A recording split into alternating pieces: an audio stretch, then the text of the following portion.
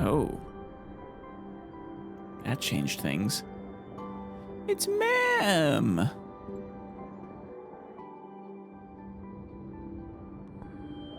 And memory still. No. And Don How is Hong this memory. possible?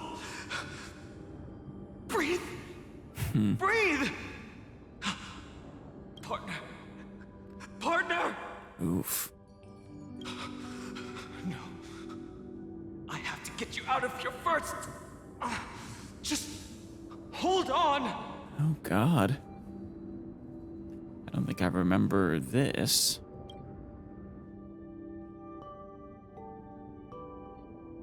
Remember? That pale dawn breaking through the endless night? I mean, she did die, but never actually died. Or she didn't drop dead, but she did die. The spear of strife nearly claimed her life. Right. And it was you. You, playing God, who cradled her body with your gentle gaze. Then, before Ornyx's altar... Such a splendid memory. Skyfather, are you watching?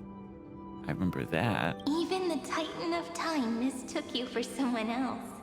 Yeah. I never imagined there was a hidden truth behind our first meeting. The first time was also the last time I saw you, friend.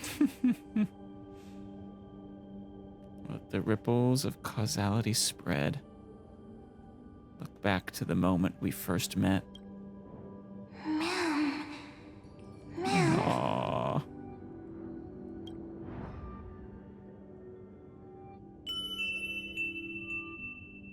My pink fuzzy friend. That melody from the memory. I've got it now.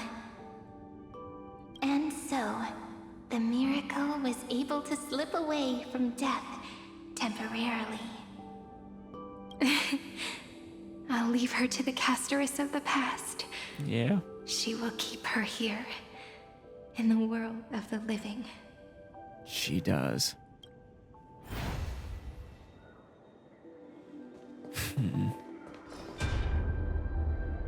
Oh. Titankins Darn it! and March. What are these things? You are not taking me down. Nope. Not before I find a way to help her and Don Hung. I'm surprised they could see you, though. If you've got a bone to pick, take it up with my six-phased ice. Though that might have been before Evernight. March wandered all across Amphorius for 97 days straight, Damn. chasing one goal: to save her friends. 97 days alone before we arrived. And with her bow and arrows, she brought down every obstacle that stood in her way. Damn, March. So that's how it happened. My skill with the bow. I owe it all to March. Aw. Remember the bow and arrows.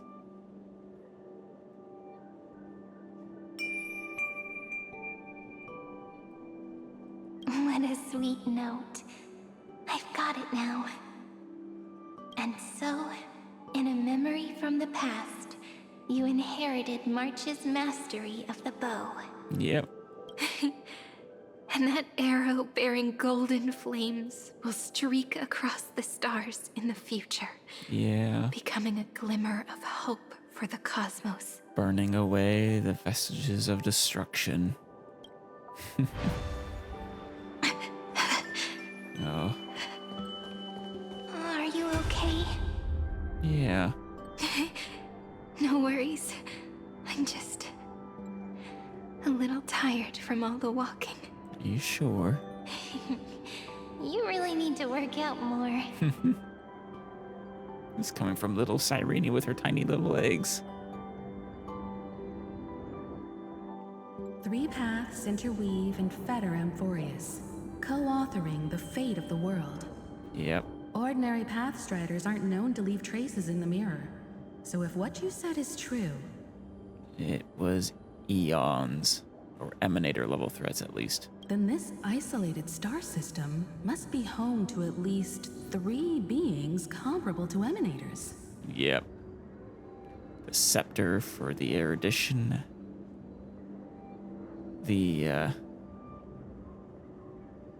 Was it the Stellaron for the destruction? The one that was eventually destroyed or shattered, used to kill Cyrene, or try to. And who was the emanator? I guess that Cyrene would have been the remembrance. I would even go as far as to say, eons themselves. To gain the favor of the stars for Amphorius, the Remembrance sent a call for help to the cosmos. But the obstruction from the scepter was far too strong. Even the gods could do nothing more than send a fleeting mimetic being to someone who walked the same path. Thankfully, Miss Black Swan caught that fleeting moment. Yeah. Thank goodness. Light up the Garden of Recollection's mirror. Though, that signal drew some unpleasant attention as well. Right. Looking back now, it was all worth it. Absolutely.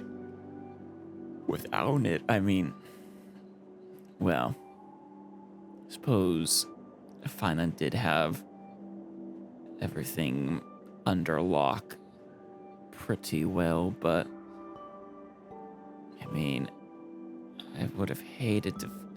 The thought of even a single additional cycle is just horrible. That poor man. The cosmos showed us a kinder face. Thankfully, she has a different understanding of the Remembrance. Evernight does, yeah. Miss Evernight once said that the Remembrance wasn't looking after Amphorius, but rather scheming and preparing to devour the paths. Right. Her deduction was perfectly logical, but she failed to account for what the humans in this story could achieve. True. There were a few variables she missed, just like Lygus, actually. Maybe I have a scheme of my own. A scheme that will bring happiness to everyone. But what about yourself? Please keep helping them. And the others in the future too, Miss Black Swan. You know, your happiness matters as well, Cyrene.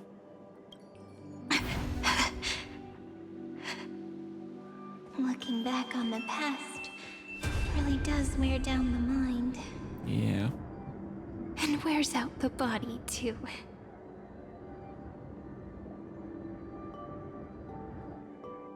You need to hold tight to this ceremonial blade. Oh, this is After when... I'm gone, it will take you back to the beginning of time.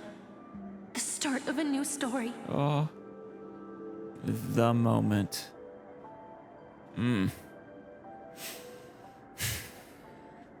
Truly, of everyone, the greatest MVPs, the goats themselves.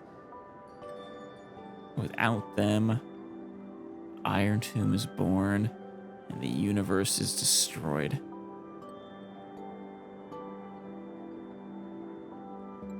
I believe that in that story, or in countless stories, each alike yet unique, everyone, all the companions who sacrificed themselves, alongside the deliverer we once dreamed of as children, will reunite beneath a vast, endless sky.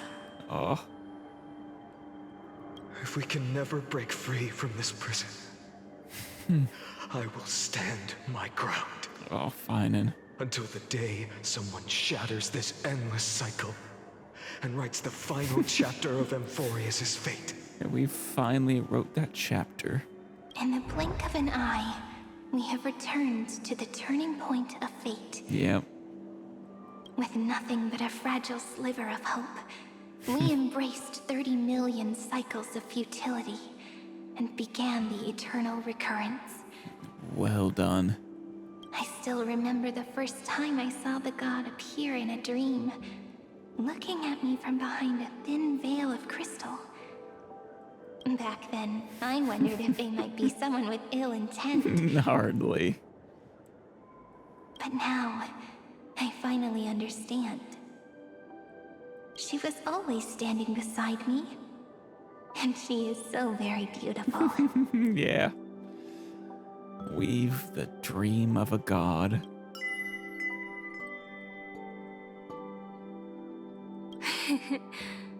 Causality really is a force that cannot be stopped. Yeah. Even if I wanted to leave a few more words for Cyrene, it seems I no longer can. Unfortunately. After all, you still have to leave behind your final consciousness and plant the very first seed. I remember what you once said. When a god sheds a tear, the thing reflected in the ripples must be the most beautiful thing in the world. But do you know what Amphorius saw when its heart was born?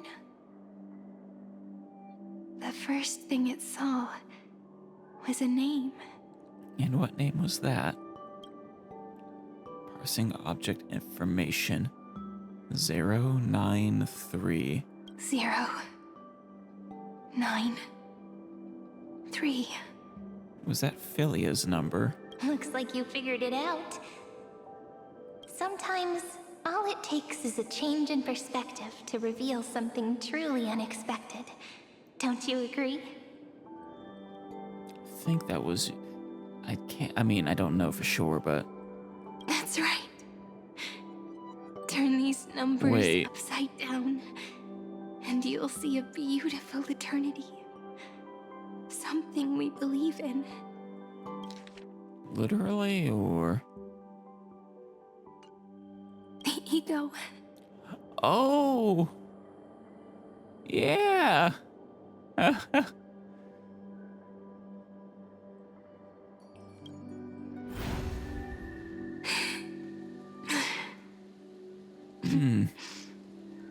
Looks like time's running out. Upside down and reversed.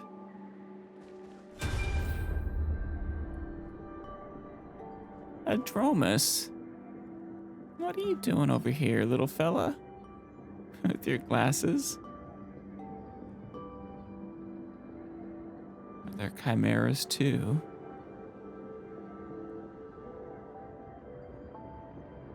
And... I want to protect everyone in the village. oh, yeah. The hero within. But can I really do that with the strength I have? You will. I shouldn't think too much. Better finish the farm work Dad left me first. The hero within has been by our side since we were little. Yeah, Finan has always been strong, he has. but without that faint glimmer of hope lingering in his mind, would the weight of fate and endless recurrence finally break him? Without the, yeah. It's possible. Maybe even likely, but possible to say for sure. If only someone could place even a sliver of hope inside his heart, Yourself? he would hold on and keep going. Yes, just a single spark. And he would guard that fragile light until it turned into a blazing sun. No, Cyrene. I no longer have the strength to make the hero within look like her. It's okay. It didn't look like her in the first place. It looked like him. So, let me leave behind a prophecy for him. Proclaim a pale dawn. Take this wish with you. Be the hero who begins the mission of deliverance. Thus the seeds As are laid. prophecy foretold, you will bear the blazing sun until the pale dawn breaks. Yes, and he does. Continue onward, bearing this world upon your shoulders until the Ashen Hero, the nameless deliverer, ushers in the dawn. Oh.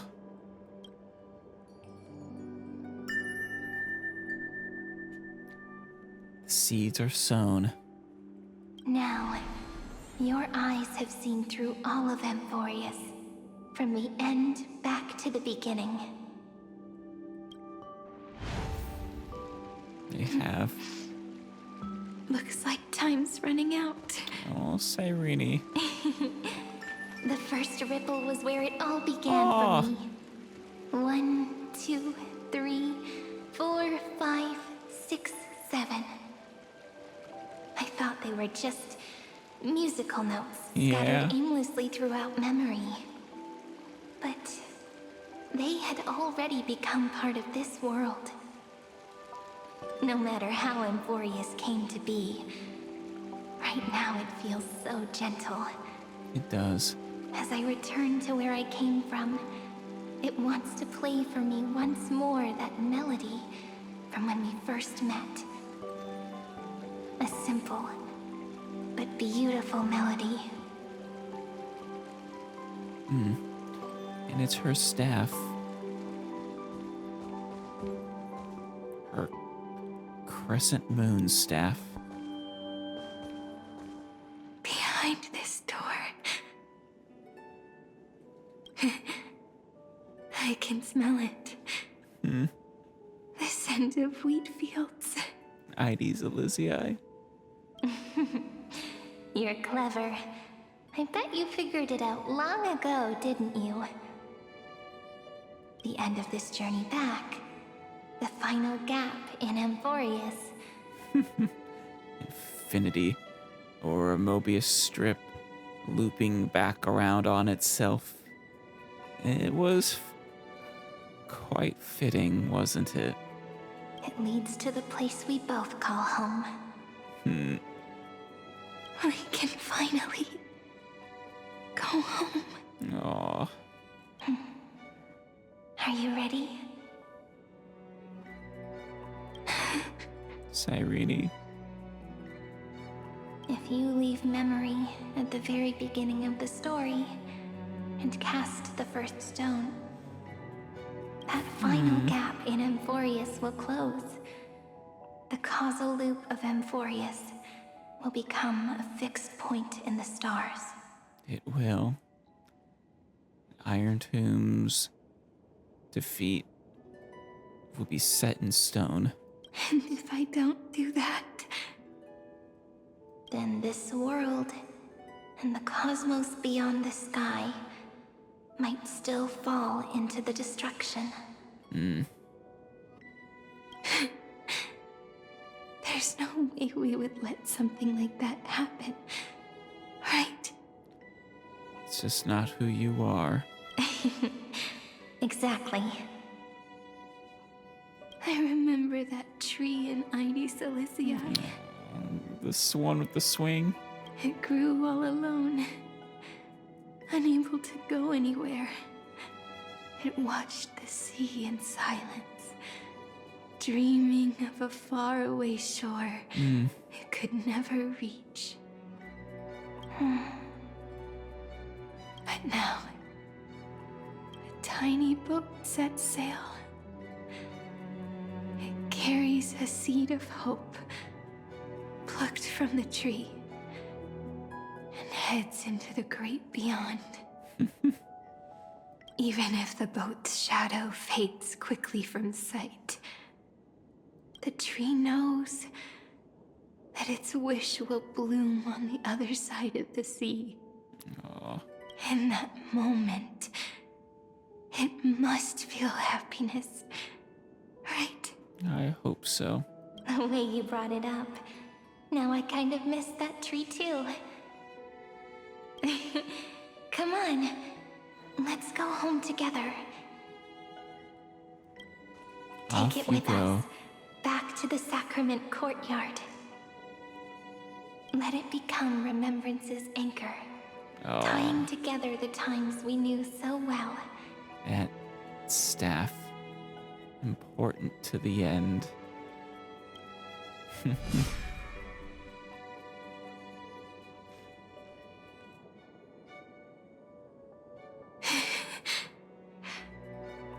Let's go home together. Together. Return to the girl's homeland. That final note. Yeah. Right. It's been with me all this time. Yeah. This is Do. It is also the first note. The one from the first time we met. Mm. And the one that stayed to the very end. God. Truly a bittersweet note to end on.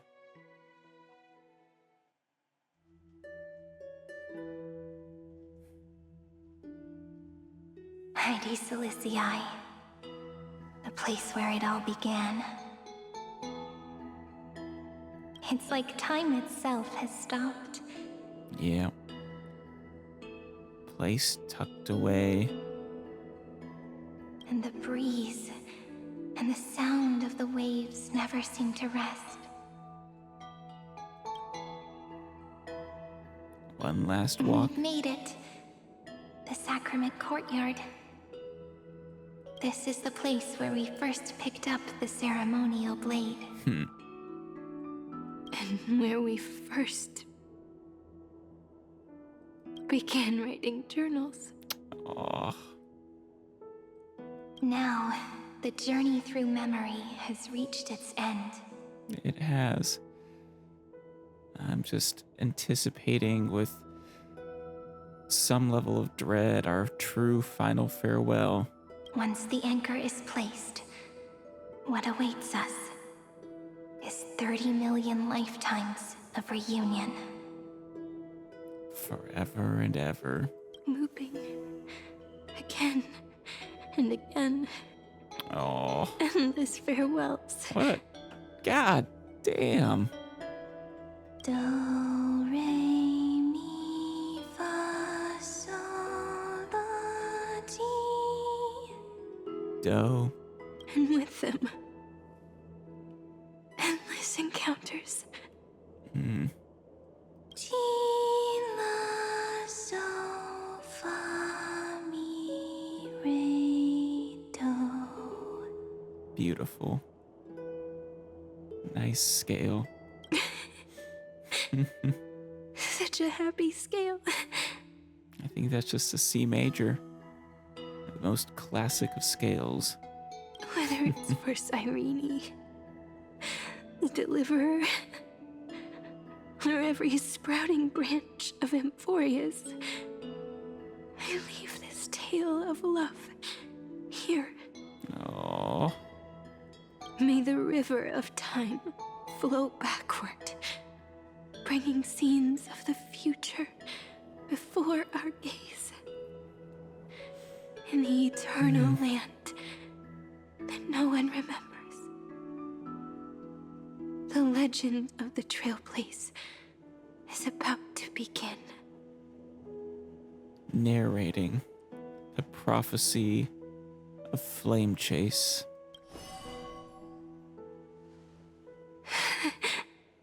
Is it all over now? Oh, It is, and it is also just beginning and ending. My mind and my memories. It seems they're beginning to fade. Oh, Cyrene. The breeze is warm, It's sad. but my body is shivering for some reason. If you're feeling cold, let's find somewhere warm. We can rest there, together. Somewhere warm. It sounds lovely. I know just the spot. The swing. 405. 504. 093. 365. 432. 252. 496. 720. 618. 600. I'm sure this spells something. 216. 945. Curious what it spells. Not to the swing.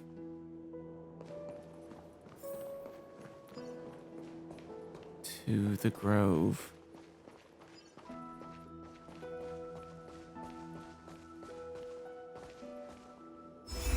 Treehouse. Suridra. March 7th.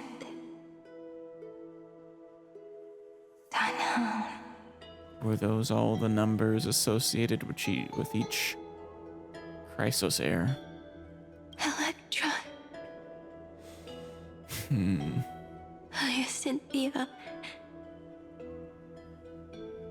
Kaslana. Anaxagoras. Aglaya. Yeah, I think so. Midamos. Castoris. Cyphera. All 12. Don't forget Cyrene. Cyrene. And Stell. Oh. And you. Look. Everything is already as we've written. And so the flower fades at the journey's end, only to take root again at the journey's beginning. It leaves love as yesterday's conclusion. When people see that ending of love, they set out on the flame chase journey. And those who chase the flame, in turn, let the flower bloom anew tomorrow. Causality comes full circle in this line. Or, more poetically, the pen is laid to rest. Ugh. Within the light cone, all is faded. You ask fate, what is divinity? And she says, look how beautiful you are. I am the gaze that looks back on the world. Fooly. How fortunate we are. In this cycle of cause and effect, humanity never looks to the gods for guidance. Yeah. The ones who pick up the pen and write miracles again and again are always ourselves.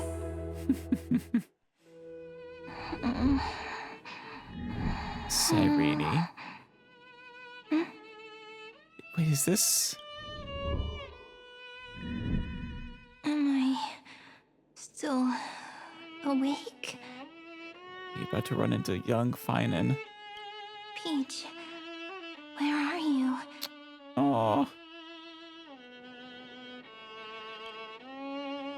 Are you still here?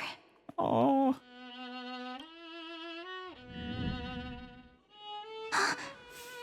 Mm. I shrank.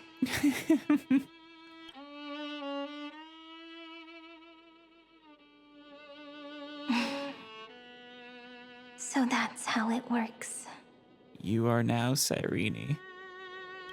When memory drifts away with the breeze, love leaves behind a seed and turns into lament. Oh. Oh. Beautifully poetic. Hmm. Demiurge, Cyrene, Mem. Back again to the first, Philia 093. Yeah. I always do have my charm. You do. You are always the same person, aren't you? The final ripple nourished the great tree. And from it grew a single pink peach. Oh, We've been playing for so long, Man. and you still haven't told me your name. I've told you so many times already. You're just forgetful. My name is Livia. Livia. If you forget again, I won't tell you next time. Livia. Got it. Then you have to remember mine, too. I'm... Piso. I always remember.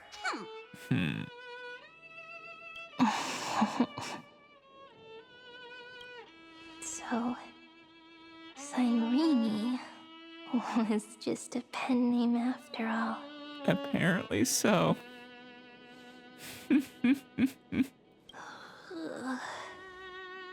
So sleepy.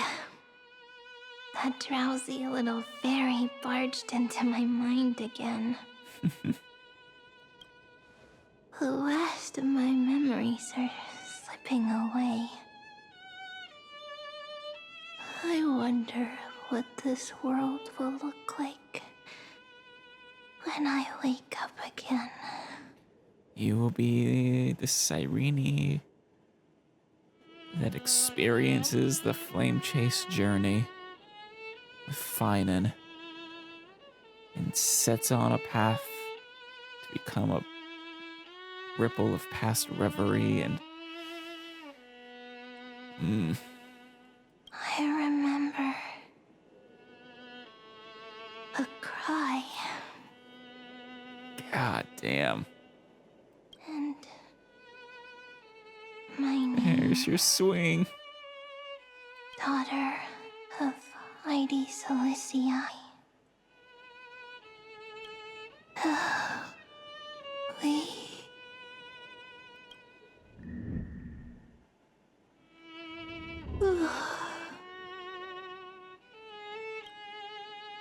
Shh. Never mind. Oh,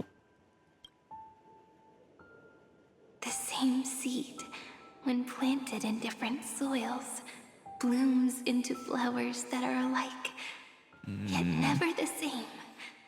But what truly makes her beautiful is each and every soul in the world. yeah. No matter what form liking takes, it is still precious love. And I will accept it gratefully and return it with joy.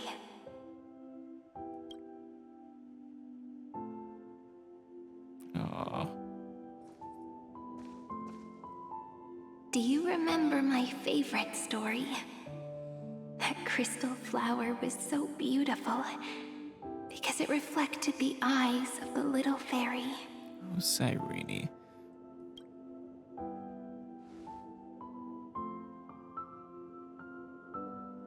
love this theme. The stars across the So cosmos much. will know. I am the fairy who wrote, as I've written, together with you. Yeah. And in your heart, I know I will always be given the name I love most. Aw. The one you gave me. Ma'am? After all, we've always been in sync. Oh. Such a beautiful story. Hey, don't rush. March, you ruined the moment. Slow down. Let the words settle. Oh, God. Probably barely said anything coherent. That was just, oh. We have plenty of time. In Amphorius's month of mourning, all conflicts across the land come to rest.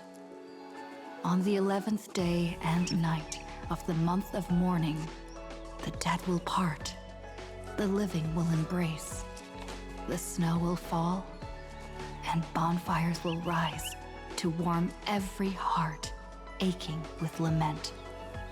Look at this. Swing.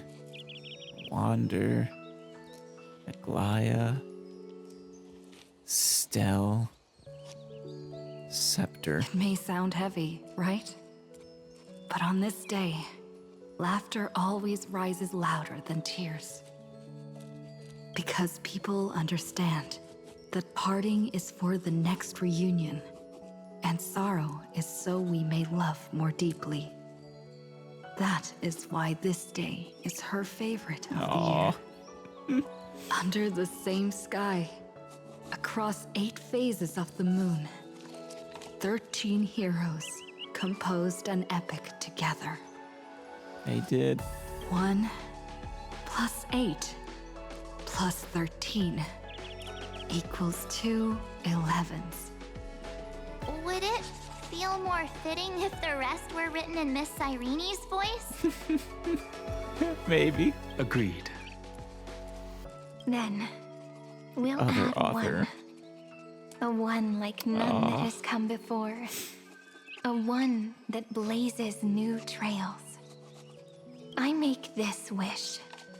On the 12th day of the 11th month, 13 heroes will take every core flame ignited across 30 million lifetimes and scatter them among the stars. Later, when the people who know this story gaze upon the cosmos, they will discover that the countless stars in the sky now glow pink. And after 13 seconds, that radiant light will quietly fade away. I'd love to see it. It will be such a romantic, yet puzzling sight. Oh, I believe it. But that's all right. They will keep that mystery close to their hearts, constantly pondering what the ego truly is. You. They will love. They will get Aw, hurt. the little ma'am. They will rage. And in 30 million moments of helplessness, they will stitch their shattered hearts back together. Again and again. And again. Shattered hearts. But remember this well. Losses are a constant And on the they flame really chase are. journey. There may be pain along the way, but Oh, there you will and be. I will never be alone. You won't. They will come to understand what it means to lose, and in the end, they will choose to let go. They will offer their hearts to this world, to every companion they walked beside, and they will take in the hearts of others and pass them onward. For every soul that exists Oh, in and this the little world, cube there is a seed. different ego, a different prime mover of life. There will never be just one answer. Not even for love. No. But when people gaze into the night sky and love what is fading with the same resolve they have to praise the stars, I want that soft, gentle pink in the sky to tell them love will always be answered. This is a story about love, and a story about how to answer it. Whether it is one we have already written, or one you are yet to write. Back to her. I love that. It will be a romantic story. None has ever come like before. None that has come before. You think so too, right? That line that has been repeated. And a romantic story deserves an ending that is free and complete. It does. When every clue and thread has found its end, and the weight of the pen is no longer constrained. Pour the spirit of trailblazing into it, and end this tale with the most pure and romantic period. God damn. Oh, animation.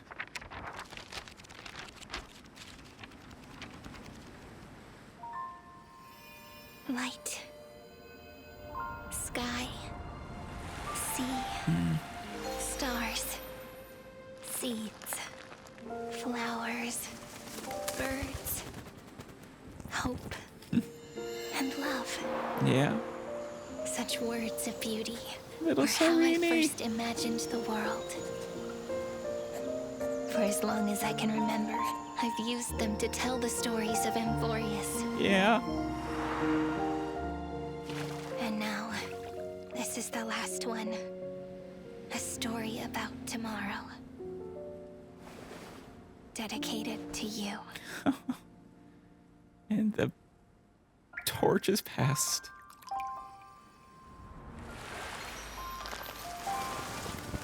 Once upon a time, Oh, morning glow, scattered light, oh my god. shone on you and I.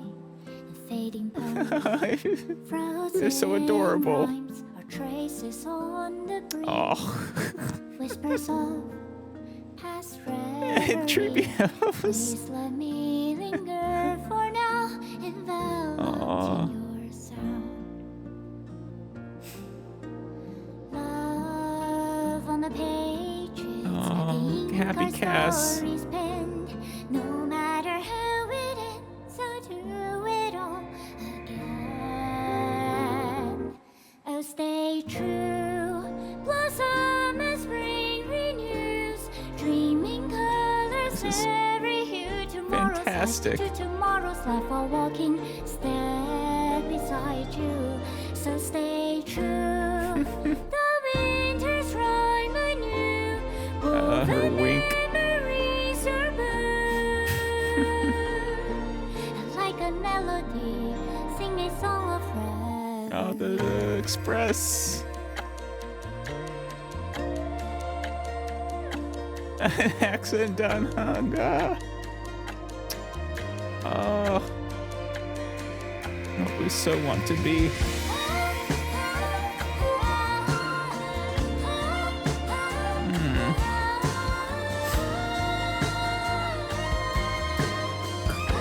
Back open. Please stay true. Cherish your memory. We will. Always love your hearts, your tears, rivers flow. As gardens Is that grow, still chasing? bloom in beauty. See you soon. After the end of time, in the mountain frozen rime.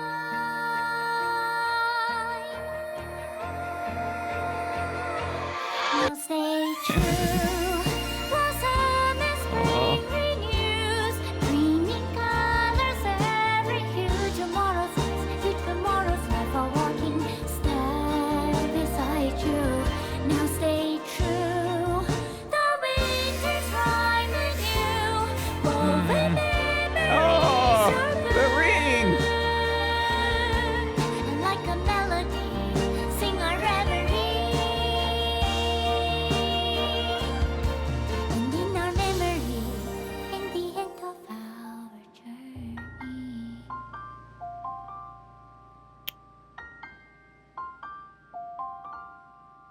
Is that my... Oh. What a beautiful period.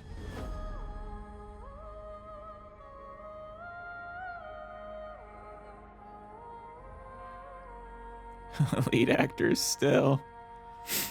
Danhanga's Danhanga. Yes, March 7th. Oh, Tribiosis, yeah. Castellano's finding the Flame Reaver. Anonymous is Saridra. Oh, Xandar 1, Kuwabar, Nanook, and Noose. Cyrene is the script supervisor, of course. Dedicated to the hero within, Stell. May this journey lead us starward. Beautiful. Absolutely beautiful.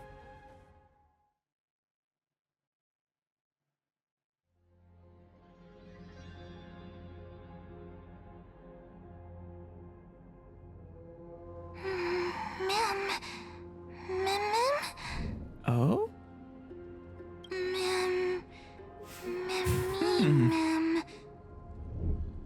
Is this when you first awoke and saw Estelle coming in? It's the Temple of the Three Fates. You always did have your little outfit.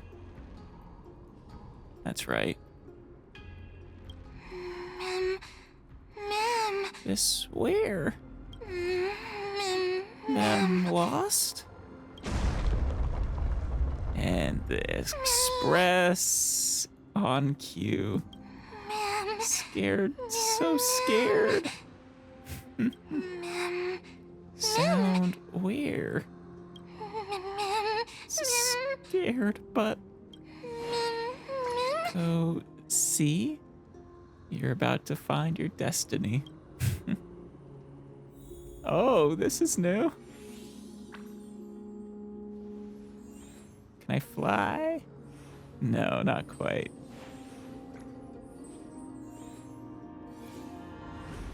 Yeah. Full circle.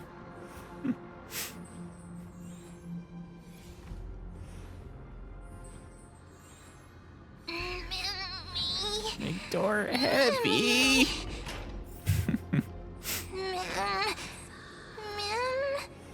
Pass? Yeah. Yep, this is where you first saw us. I remember. About time. Yeah.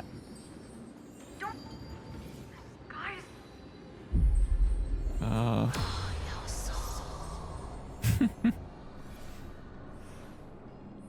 Up again, time. I guessed as much.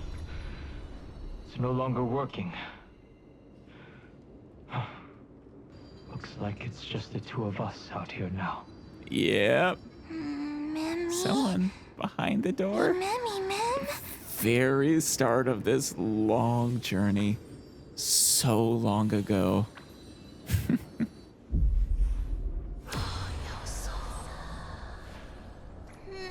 The door. Moving. Quiet, ma'am. And she disappears. Hiding. Let's find some place safe to set up a base of operations first. This statue and the buildings we've seen so far point to a civilization here on Amphorius. Yep. We can only hope that they're not hostile toward outsiders. And they'll warm up to you fairly quickly. Ma'am? Oh. I've reunited with you so many times. And every time feels like the first time we met. Oh. Yeah. Each time, love breaks through the stubborn cycles. That is so poetic. So much comes together. So many of the things you've said. Did you miss me? And takes flight toward a pink tomorrow.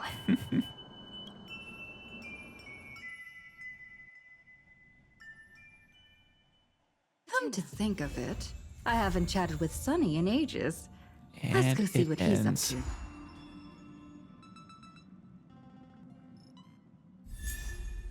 Fly into a pink tomorrow. I love that. Flawless shyness shines due to memories. The stories find completion by looking back. Verses memorized through your travels. Head to the book and write it down. And our final eidolon, or trace, I guess. Unfinished epilogue. Using ultimate enhances basic attack into one instance of joint attack. Oh, Muse, tell me. After using ultimate, gains 1 stack of epic, up to 2. When this unit has epic and mem is on the field, basic attack gets enhanced to Together We Script Tomorrow. Which... it's an AoE, consumes 1 stack, dispels all debuffs on Mem. Trailblazer and Mem launch a joint attack, dealing ice damage to all enemies equal to 120% of both of their attacks. And Mem gains 10% charge.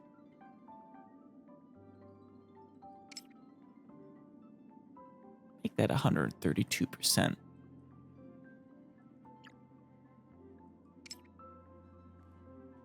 Still not highly recommended, but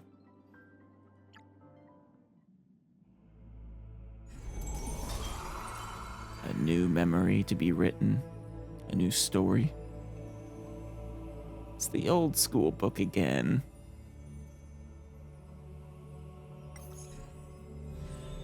It's been a while.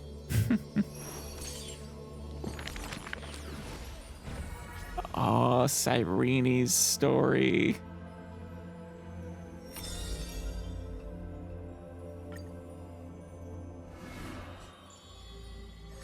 Yes. Flawless eco. Cyrene. Perfect. Microseed to seedling to flower to fruit back to microseed.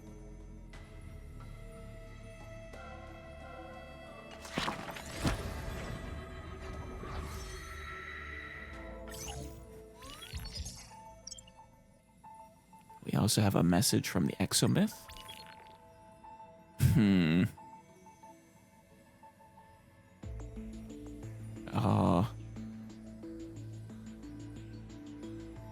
We'll take a look at these as well, of course.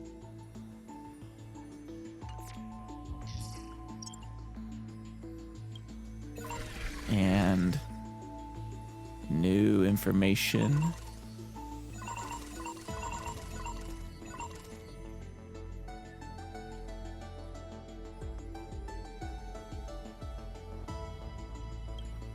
The Scepter's core layer, the ruins of time. Repository for all discarded data not loaded into the buffer. The eternal recurrence, Castellana invaded this area at the end of every recursive loop, attempting to disrupt the computation process. After the final era nova is completed, 12 factors invade this area sequentially and retrieve most of the data discarded during the 30 million recursive loops. I imagine all the formerly corrupted data is no longer corrupted.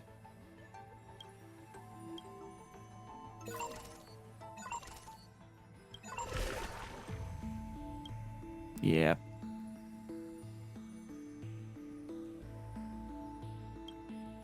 The various words that were blanked out. In actuality, it is the mind of the demiurge. Lament, I think, was also blanked out. The reason is unknown.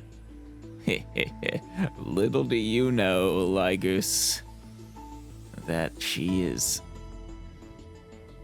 your downfall was fated.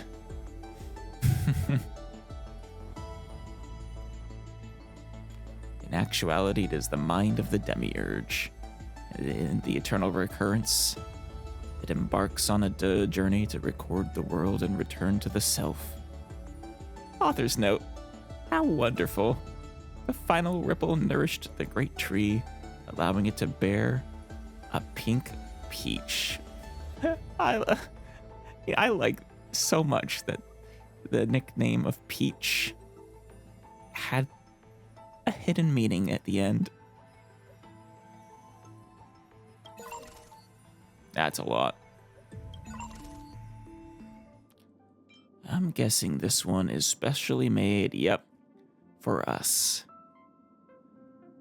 Crit damage. Alright, our final Eidolon makes it automatic crits for us, right? Or something? Equipped by Trailblazer, Remembrance increases all ally targets damage by 8%. And increases the damage dealt by the enhanced basic attack by 60. Presumably there's a way to get it up to 5th level super imposition.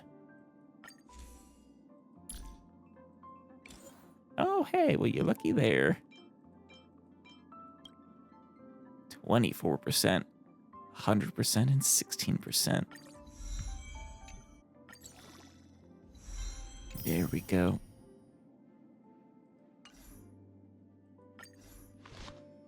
Perfect. And opens up victory in a blink for anyone else.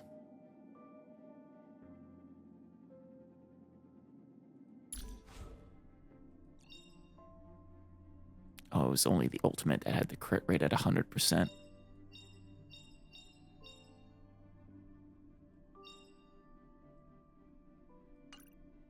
That's too bad. All right. Let's go ahead and do the final, as I've written, Saga of Heroes. Flawless Ego, Cyrene. Microseed, seedling, flower, fruit, microseed. Perfect cycle. And I love that whole thing. Honestly, makes me so sad, but also makes me love her all the more. Are you ready? Yes. This is going to be a very, very long story. Yeah. You are a tiny seed. Aww. In the boundless dark, your face is sculpted again and again. A smile, a faltering word, or a tear, a lingering sigh. But when a ray of light breaks through, the Stellaron unravels your fate. Right, because she was actually birthed by a Stellaron, basically. The 13th Titan. Since that moment, you were meant to be exploding? a soul, yet you are hollow. You were meant to be the answer, yet you know nothing. Or no, the Stellaron exploding was how he tried to kill her. He being our Theoros. At some point, you awake once more as a dead seed in the prison of remembrance. This is a tomb crafted by the body to trap the soul. You will neither wither nor hold a future anymore. But she does have a, well, I guess she kind of doesn't have a future. I mean, she does, but her future is her past. Heart of Amphorius, Demiurge. Who's calling you? Is that your name? Hi, miss me yet? She was always having conversations with herself. Before being dragged back into the sinful loop by tongues of fire, she left you a story. The singing fairy guides the kind traveler to the Remembrance Maze. And that becomes a important piece. Telling that story of the fairies so that she takes on the form of that fairy in that important moment. Soft and full of color, a peaceful, beautiful place to return to. In the ice cave of memory, only stories hold warmth. They slowly transform from symbols and numbers into things you are familiar with, yet have never seen. Rainbows, clouds, and flames dance through the story. Swallows, butterflies, and kittens grace its pages. Kittens? You find yourself wanting to hear more from her. A thought that's never crossed your mind until now. And so, you begin to take root. Slowly, quietly, you bloom. She does. Memory's flowers blossom within the cage, casting light upon the cold night, unveiling gardens, fountains, and quiet promenades. You come to understand more. New thoughts, deeper feelings. Oh, she's Mem now. Your palms grow soft with fur, and you reach gently for her fingertips. But she's not there. Well, she will be again. Each meeting carries thousands of years of longing. Yeah. God, I feel she's truly... I guess the only solace, actually, is that she doesn't remember cycle to cycle, right?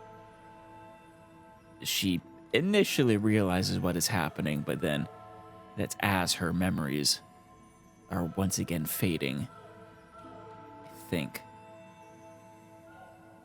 Because, God, to have to relive that literally forever, because it's an infinite time loop, would just be too tragic. You see the exhaustion in her quiet steps through the years, and breathe in the sorrow she hides within her tales. At the final meeting, she entrusts you with her name. Cyrene. Cyrene. The ripples of past reverie Her pen carry name. romantic poems back through time. Yeah. Ripples of past reverie. Honestly, that holds so much more meaning. Ripples of past and future, and past and future, and past and future. Through time, indeed.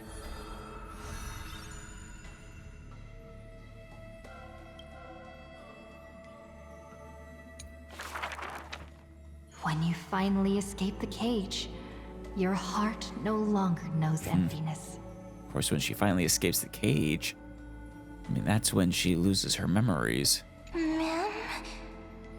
Who Ma'am? am I? As the memory's flower withers, it bears a fruit shaped like a heart. Yeah. A true heart. Born of this supposedly not real world.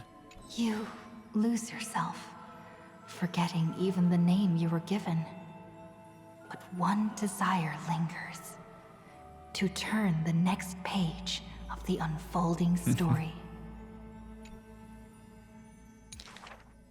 The Remembrance's messenger takes your hand through blooming gardens and hushed galleries to where the stars unfold above. The Remembrance's messenger. Are you referring to Stell? A shooting star flashes by. No.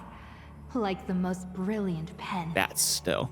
Carving staccatos into the endless loop of night. Shooting star, the Astral Express car. Minnie! Hey there, buddy. The story unfolds beneath the dome. The future lies where the stars fall. They cast their gaze into the coffin of memory. This is the moment you first meet your companion. Our first meeting for the infinite time. Mimmy. Travel like with you together? Oh. Oryx gives you your new name, but your quick-witted partner prefers teasing you with nicknames. Yes. I wonder if that would change if we hadn't, well, insisted on teasing her. She walks beside you on this journey. The Chrysos heirs and titans, the flame chase and deliverance. This is the adventure you've been waiting to find. And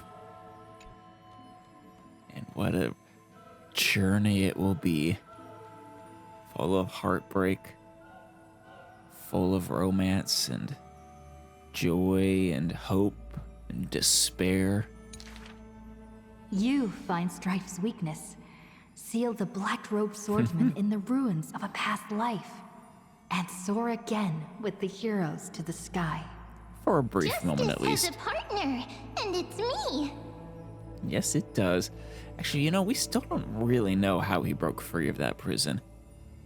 He probably could have used his time, his ability to go back in time to do it. Maybe. Or, I don't know, maybe we had tried that in a... Well, no, Mem has it. Mem wouldn't have been in there in one of the prior ones. So he wouldn't have had a chance to try to figure out how to escape before. You too tread in the grove, gurgling, almost drowning. Just erase this from your mind quickly. Never. The Chrysos heirs of the flame chase somehow feel familiar, as though their Yep. tales have already been told to you. Many, many times. And that's not even counting the actual many, many, many times overall. Swallows soar through the open skies, and a butterfly dances across the blooming land. A lone lion watches over the perilous cliffs, as the rainbow mends the torn sky. Oh, Hyacinth.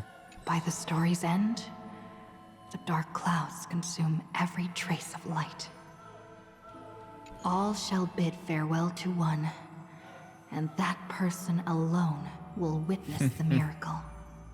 Which we said no to in the end, but... Well... Of course, we still lost them. Our miracle ended up being... slightly tainted. I mean, they're preserved in a memory, right? As I've written in the diary. But that's not really the same or what I was so desperately hoping for them. Hatred flares from the heart of the blazing sun, and the world falls apart, carried off by the chaos of time. And though only ripples of past reverie remain, they still sing brave poems alongside it.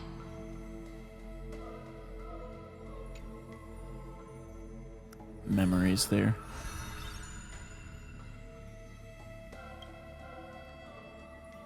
Yeah, that's Cyrene running by. May the days ahead embrace you like the softest fluff. Like your own little soft fluff. Here lies Ides Elysiae, Cyrene's most beloved sanctuary. Forever warm, forever gentle. The place where the story begins again. And again, and again. Cycle upon cycle. Era upon era. I don't even know what to call that. Mega cycle.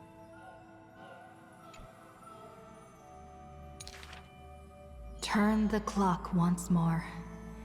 The ink rewinds, and the sun rekindles its flame. At the zenith of the world, enter a grand feast for all. People gather under the banner of the flame chase and drink their fill.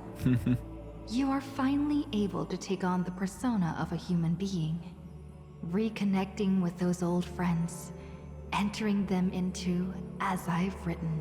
Yeah, so this is after, Stell.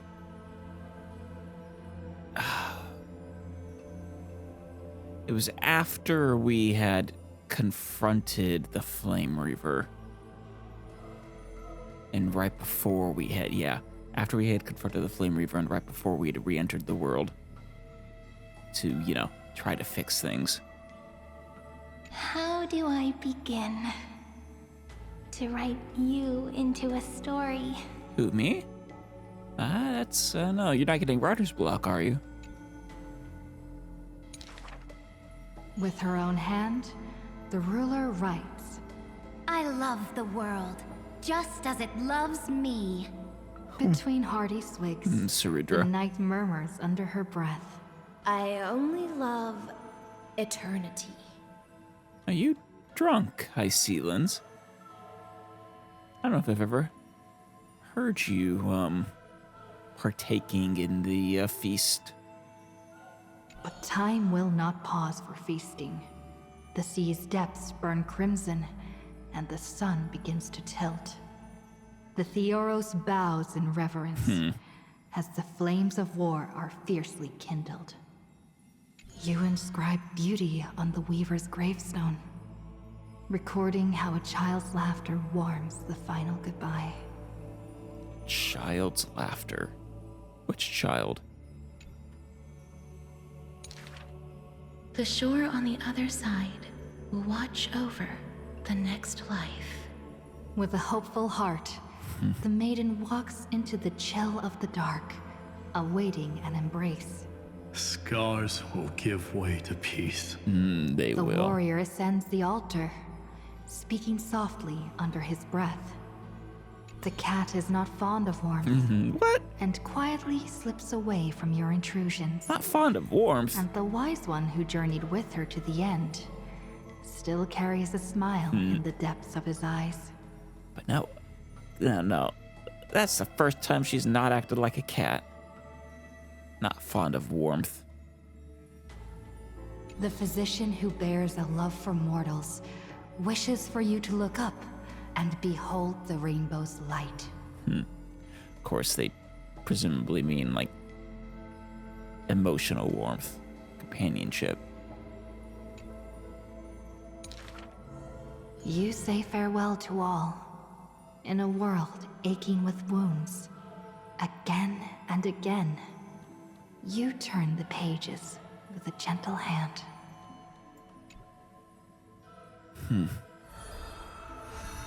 Page after page. Cycle after cycle. Amidst ruins, wilderness, and ash, the projection of the Intellitron reaches out in greeting. Screwlum or... Philia 093. Damn it. The electrical signal originally belonging to love. Now that silence has fallen, My goose. why not look at yourself beneath the starlit sky? So convinced he's won or is going to win, not realizing that Philia 093, Cyrene, has already made the choice that guarantees you will never, ever succeed. Along light's final journey to the edge of the universe, the stars fade into silence, their wreckage settling, cooling into uniform, still, and pristine dust. Love answers to many names. Variables, Interference. Symmetry broken, the original flaw. Love and destruction are two sides of the same force. That's really just a take on the classic. Love and hatred are two sides of the same coin. But, wait, is this actually taking place after the fall of Iron Tomb? Now that silence has fallen?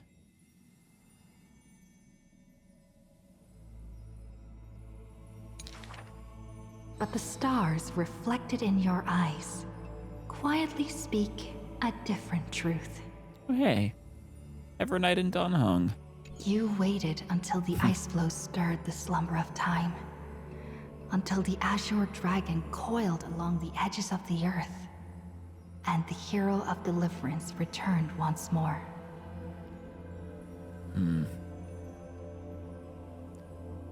Waiting. Oh, no, this is just before. This is while we're waiting for, that moment when we were asleep for, 1,000 years.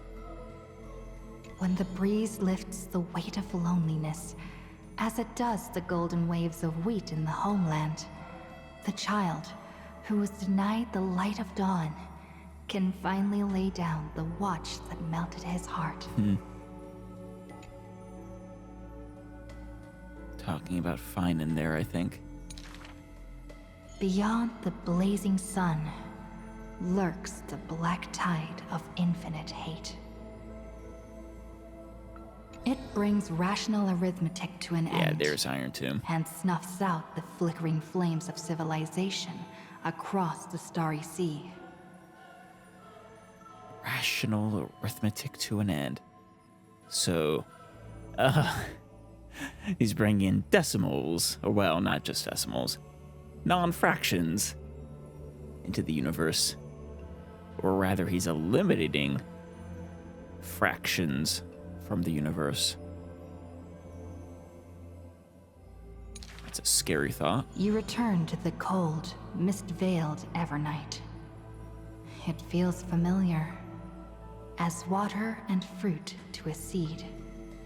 You are a peach after all. But you will dither no longer. Tap, tap. Footsteps echo in rhythm. Hand in hand with your companion, you run ahead, leaving behind a page of eternal peace. Love is the ripples of past reverie. Let the verses of memory gently seal what once was. Don't seal it. No. Let it be free.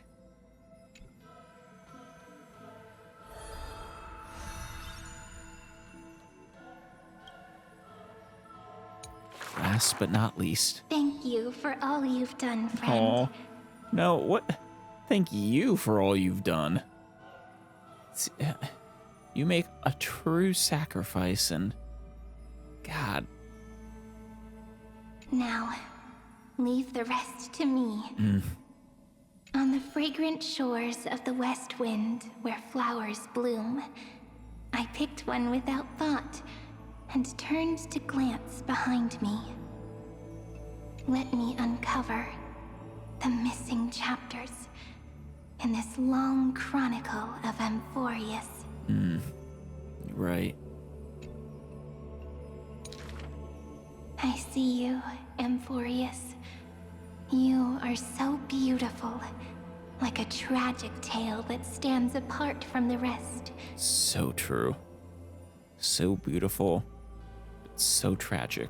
I wish for you to be illuminated by the mirror of memories, so that the cosmos can see this ray of light and bring a pause to the endless loops. On the one hand, yes, the endless loops are brought to an end, but from a different point of view, specifically from your point of view, they can never end.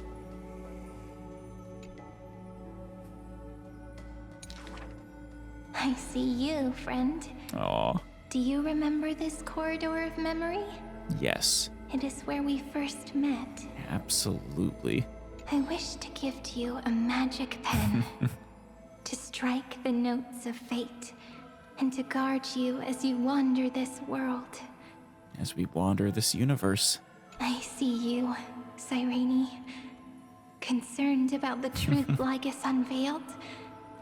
I trust you to face it with courage and make the right choice. She'll make the right choice time after time. She'll always make the right choice because she's Cyrene. I long to entrust you with all that remains of my strength. Use it to journey back through time and share in the flame chase journey.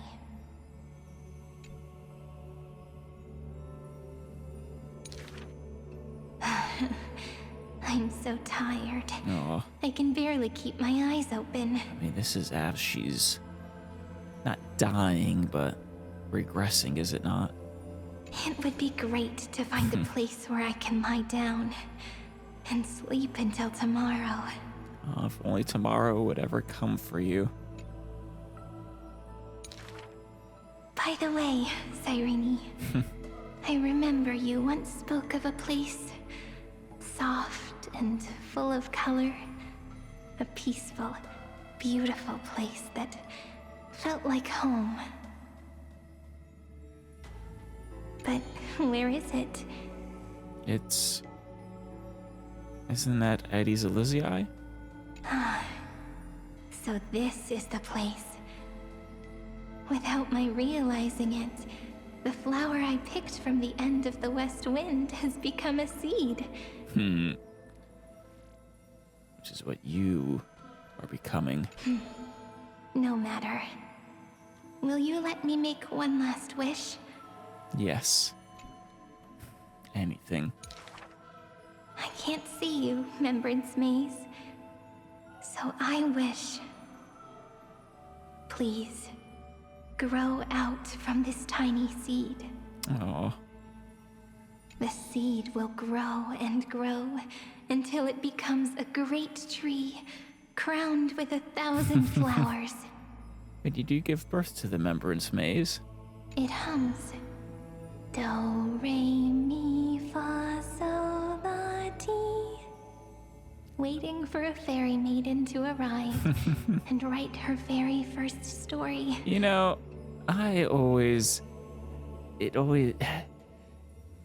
my mind wants them to complete it with the next dough. It's just leaving it unfinished like that always is like, ah! You shall fade when the flowers bloom. For every ending begets a beginning. Yeah. This book is dedicated to you, my friend. Oh. Open it. I'll be waiting for you in the past. Oh.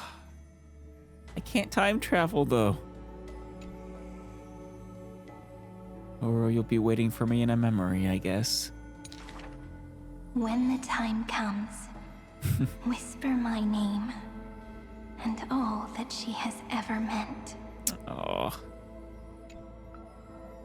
And? Cyrene, ripples of past reverie. I hold you in your heart with love. Then, with an unforgettable verse, you walk toward your tomorrow. That's the end.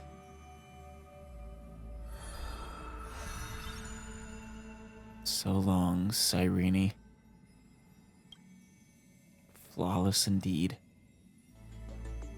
Alright, we had 4 letters to read here. Blooming Season. Letters to the Nether Realm. Ooh. From Cyrene to Demiurge. I mean, This page of story comes from the 309,785th eternal recurrence. In a tranquil place where flowers bloomed. Imagine if the girl who returned to the nether realm wasn't completely cut off from the mortal world, and the netherwing, retaining Polyxia's remaining sanity, ferried her back and forth across the River of Souls. Oh, that is a wonderful what if. The dragon's here! The dragon's here again! The skies of Akama suddenly darkened as the Netherwing's massive silhouette circled above the armorial market, blocking out the sun. Are these cries of joy or terror? With powerful wing beats, it descended upon Kefali Plaza, unleashing an earth-shattering roar. The residents frantically rushed back into their homes, retrieving items they had prepared in advance. This had clearly become the Holy City's newest custom, as people eagerly crowded around the Netherwing, afraid of being left behind. Okay, so, cries of joy. Please, give me a mortis flower. In exchange, please take this candlelight to Lady Casterus on the other shore. Oh, I love it. Yes, everyone loves Casterus. That's all I've ever wanted. Me too. I'd like a few bunches of Antilla flowers to decorate my little shop. In return, I'll give you some seasonal fruits. They're super fresh, just harvested a few days ago. The Netherwing lifted its wings, revealing 2 large flower baskets tucked beneath. Flowers from literally beyond the grave. Yeah, those are probably valuable. The Holy City guards did their best to maintain order, but they couldn't hold back the enthusiastic residents. In no time at all, the flowers carried by their Netherwing were exchanged, quote-unquote, completely. With satisfied residents departing, while the baskets were filled to the brim with gifts from the Holy City's inhabitants for the demigod of death. After their busy work, Guardians Zeph and Nemosine let out a long sigh and gently patted the Netherwing's neck. Every time you come, it's such a grand spectacle. You've really outdone yourself, Miss Polyxia.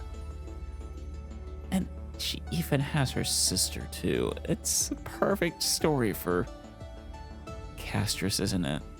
Or about as good as one could hope. A gentle purr resonated from the Netherwing's throat. It shrugged its neck, shaking loose several letters from beneath its plated scales. Miss Castress's letters from the Netherworld. Still as weighty as ever, I see. Oh, right. There's only one reply letter for Miss Castress this time. Please keep it safe, Miss Polyxia. The guards tucked the delicate letter behind the neck of Netherwing, who gently nuzzled the two before slowly taking flight, circling above the memorial market for a moment before flying off towards Styxia.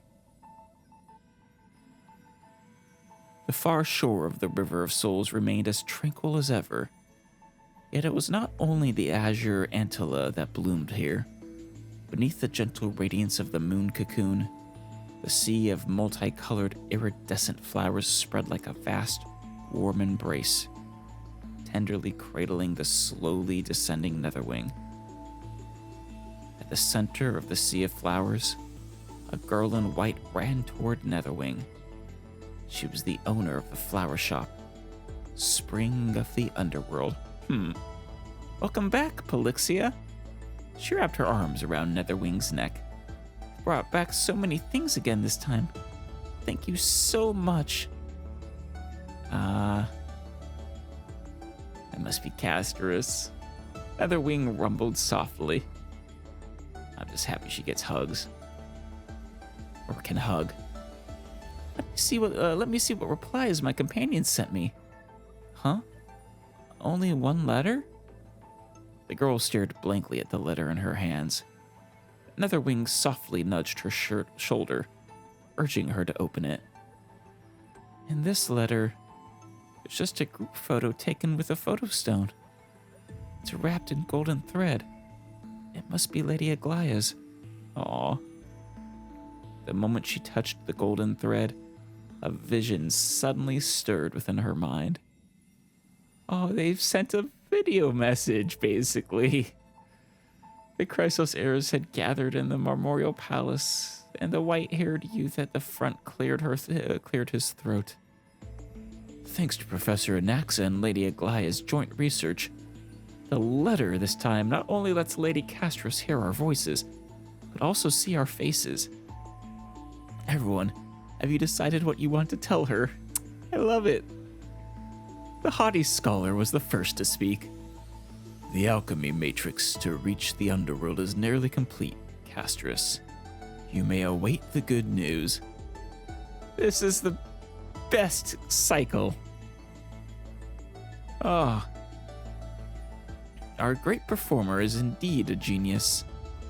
If only he would speak with a little less swagger. Cass, this is Goldweaver. Cass, I asked someone to drop off some clothes for you. The Netherrealm is cold, and even as a demigod, you need to take care of yourself, said the blonde weaver. Alright, my turn. Wait. No, this one's fine then. Alright, my turn. Castris, here's something fun. Mighty lost to me 2 weeks in a row. Next time, bring me a bunch of yellow and purple hyacinths. I remember the flower's meaning is try again after failure. Oh. According to the records in my family's great library, yellow and purple hyacinths mean to concede defeat. The girl burst out laughing. Then Hyacinth, Treeby, Cartonus, all those familiar faces left their precious images. She had never imagined she could read a letter this way. Yeah. Netherwing laid down at the girl's side, silently watching her joys and tears, just like it had done in a distant past, blurred and half-forgotten in memory. The visions woven into the golden thread slowly faded into silence. The girl leaned against the giant dragon, clutched the photo to her chest as the west wind stirred waves across the sea of flowers. Pelixia, let's plant more flowers. The flame chase isn't over yet. Maybe one day, my companions will come here. Aww. When that day comes, it will be an embrace after a long parting. And this gentle sea of flowers will be my truest blessing. I love Cass. In fact, it's incredibly impressive, Cyrene, that you managed to equal my love for Cass. Little Ika, you should eat less. Rip. This page of the story comes from the 8,668,666th eternal recurrence, a scientific experiment that went all the way. Imagine what would happen if an accident during Hyacinth's test of little Ika's appetite triggered its dormant gluttony gene buried deep within. Oh no. It all began with a scientific experiment. Back then, to measure the appetite of little Ika, offspring of the winged beast, a girl named Hyacinth fed it a total of 45 wild apples. That's a lot of apples. Little Ika only contributed a long, satisfied burp to the observation report, completely unaware that the girl's purse had already gone slim. Just as Hyacinth was about to end the experiment, a breeze swept by and little Ika vanished. Oh no. The anxious girl plastered missing pet posters all over the grove. It's a chubby, always hungry winged beast. Unfortunately, none of the grove scholars knew of its whereabouts. About half a month later, Hyacinth woke up early to find little Ika at the entrance of the Twilight Courtyard, though it seemed a bit rounder than before. Along with it was a phantom thief's note that read, "Thought a winged beast descendant would be worth something. Turns out it's a money pit. Such a glutton. Such a glutton!" Poor Cypher. In just a few days, it nearly emptied my wallet. Here, take it back. We Delosians don't do money-losing deals. We didn't steal this. Cypher. Is that why Ika disappeared? Were you the wind?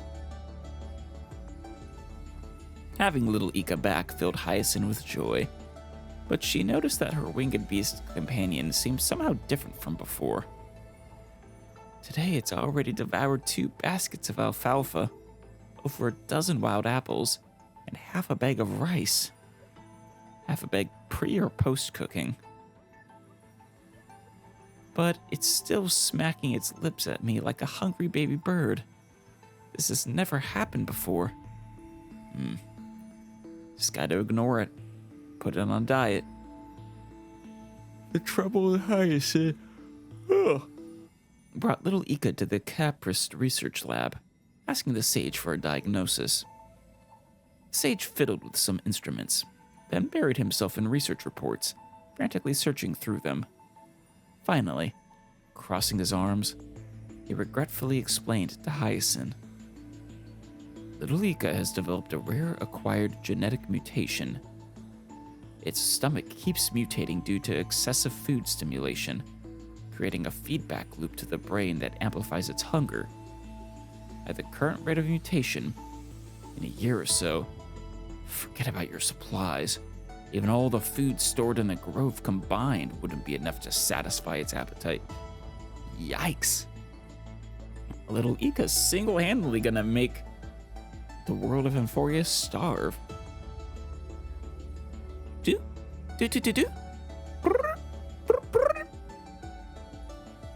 While little Ika remained carefree, Cindy's brow was clouded with worry. Looking at the rejected funding request form from the new sporists, the young girl tossed and turned before finally deciding to leave the grove with little Ika, determined to find a way to heal it, or at least keep it well fed. Don't worry, little Ika. As long as I have a bite to eat, I'll... What little Ika really meant was, blah, blah, whatever. I'm just gonna steal that bread right out of your mouth. Jeez, little Ika. You're a little gremlin, aren't you? One day, the starving Hyacinth saw little Ika gobbling up rocks that had rolled down from the mountaintop. No, little Ika, you can't eat those. Strangely enough, little Ika didn't get indigestion from it, and Hyacinth suspected its diet had changed. Could it be? It awakened the ability to digest red soil? Which Droma's ancestor blessed us. I'm truly grateful for that. For Hyacinth, this was absolutely fantastic news. It meant she no longer had to worry about feeding little Ika, and wouldn't need to wander around the world anymore. And couldn't you run out of red soil? By now, the lone rider and her horse had journeyed to the edges of Emphorius, where countless city-states had fallen to the black tide. I can't just turn a blind eye to patients now that I'm here. But what could a mere physician do? Against the black tide, nothing. Hyacinth rushed into the city-state engulfed by the black tide to save the surviving children. Okay, that's an option. Hyacinth rushed into the city-state engulfed by the black tide to save the surviving children, only to find herself surrounded by monsters from the black tide. I'm sorry, little Ika, that I couldn't give you a proper meal. Little Ika, are you gonna eat the black tide? No sooner had the words been spoken than little Ika, triggered by the keyword, a proper meal, immediately rushed forward and swallowed the monster's whole. By now, his stature was as majestic as a dromus, and the black tide monster seemed no more than a tart wild apple in its eyes. Little Ika is a monster. Before long, little Ika, burping contentedly, burst through the encirclement with Hyacinth and the shocked children in tow. Hyacinth stared up at little Ika in disbelief for a long while. So, are you full now? Years later, and also probably not.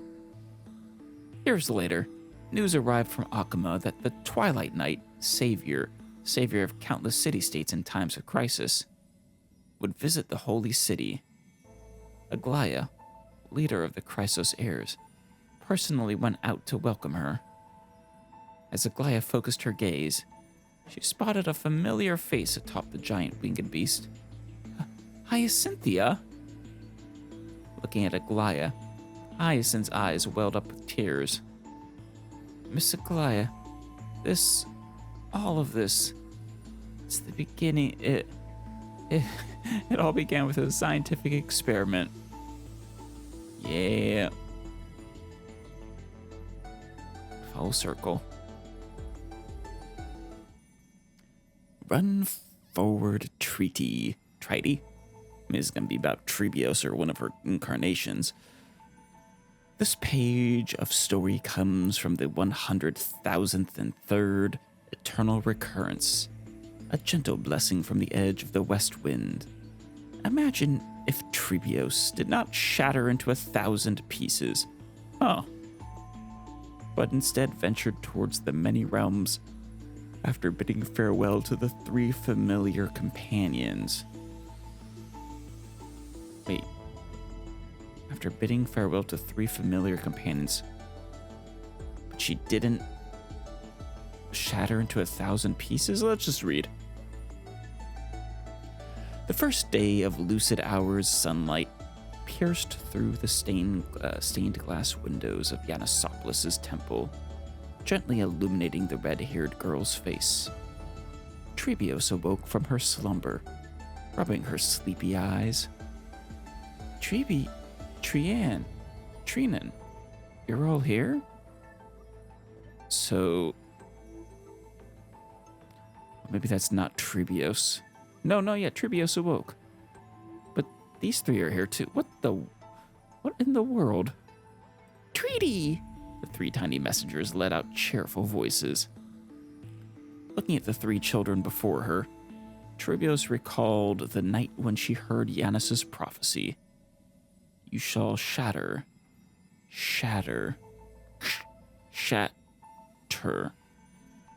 The Titan's voice paused several times before abruptly cutting off. Trebios was utterly confused. What exactly was I supposed to shatter? Not what you're supposed to shatter. Well, actually, I guess you are supposed to shatter. It's just yourself. As her thoughts drifted away, she felt a gentle tug at the ends of her hair. Looking down, she saw her long red hair curling and spreading like the branches of a flame tree, with its tips knotted together, tenderly cradling 3 children no bigger than dolls. Well, they're the size of children. Wait, no! Because as a young child, didn't she make dolls of Trinen, and Trebi? Yeah, maybe that's what she's actually talking about. Or 2. The dolls of them.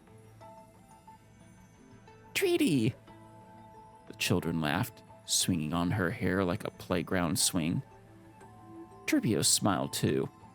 Even though their unclear speech could only pronounce the two syllables, treaty, Tripios had known since childhood that they were her best playmates, the ones who understood her heart the most. However, while Tripios grew day by day, the children remained forever the same size. Well, because they're dolls, or... I mean, still something I never quite resolved. That whenever we saw her in her split-up form, they were always tiny, even though my understanding was that they were supposed to start out big, and as they started dying off, then they regressed in age, as her soul shrunk more and more. Over countless days and nights together, Tribi, Trian, and Trinan slowly discovered that Triti's personality was as enigmatic as the sky governed by Aquila. Every time they woke up after a night's sleep, the Triti they saw seemed like a complete stranger. Sometimes, Tribios was the happy Triti. She imitated the rhyme her mother Mortis taught her, singing for the three children a variation about sailing all the way to the moon. Sometimes Tribios became the angry Triti. She would smash the offerings brought by the trainee priest, Good, scream and order him to leave the temple by walking backward, simply because she mistook the ornament on the priest's waist for a cold blade used for assassination. I still hate the priests of Yanissopolis. They were just terrible to the holy maidens. And also, they straight up made up prophecies for people, which was crazy. Sometimes, Tribios was just the timid Triti. She liked to stay in corners with a shy gaze, not good at making eye contact with children, but enjoyed watching small beetles crawl out from the corner of the wall, carefully breaking off pieces of moldy bread to feed them. Children learned how to interact with different versions of Triti, carefully remembering each Triti's favorite things and manner of speech. They also discovered that none of the Triti knew each other, nor were they aware of each other's existence. Why was Triti different every day? One of the children flew past the towering. I'm beginning to think that somehow they aren't dolls, even though Tribios is, non-shattered. Or they're robots, I don't know. Wait, children learned how to interact with different versions of Triti, carefully remembering each Triti's favorite things and manner of speech. They also discovered that none of the Triti knew each other, nor were they aware of each other's existence. Wait, Tribios has a split personality. Huh. Why was Triti different every day? One of the children flew past the towering temple walls that stretched beyond sight, went to the grove, and brought back the cold diagnostic conclusion from a Helcolithist scholar. It's all in the mind. Just get plenty of rest and she'll be fine. Well, I don't know if rest will actually help with that, but it is technically all in the mind. No, that's not it. Triti is a kaleidoscope. It's like there are 1,000 Tritis inside her. Every single Triti is our wonderful companion. And today's Triti is an exceptionally gentle and somewhat melancholic Triti. Another month of Gate had come, the festival to honor Janus. Tribios listened to the distant laughter of the crowd, while the children gazed at her in wonder. Their young hearts suddenly realized Triti had never left this room deep within the temple. She had no wings, nor could she open a gate to a world thousands of miles away like they could. They could only remain confined here day after day. Triti, the children understood. Let us help you escape from Yanisopolis. You shall shatter. Shatter. Shatter. On this day, Trebios heard the Titan's prophecy once again, still unclear, as if choked by the black tide. But she already knew which direction she must take.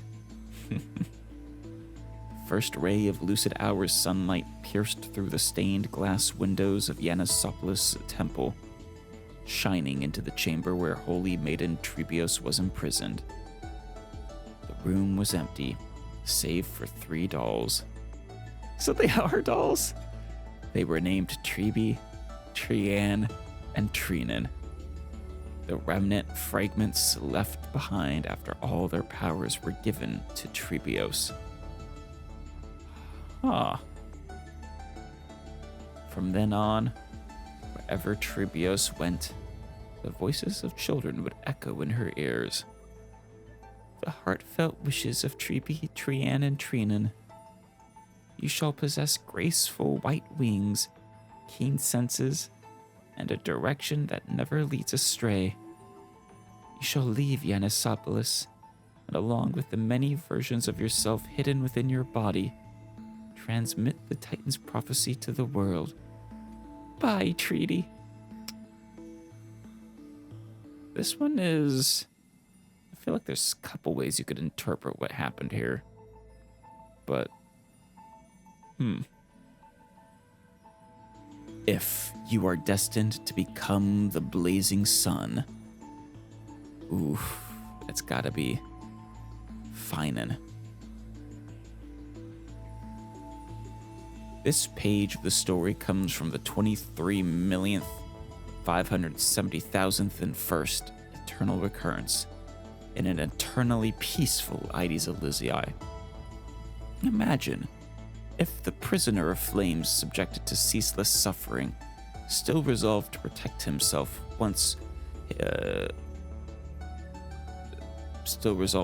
his once pure self, even if just for once.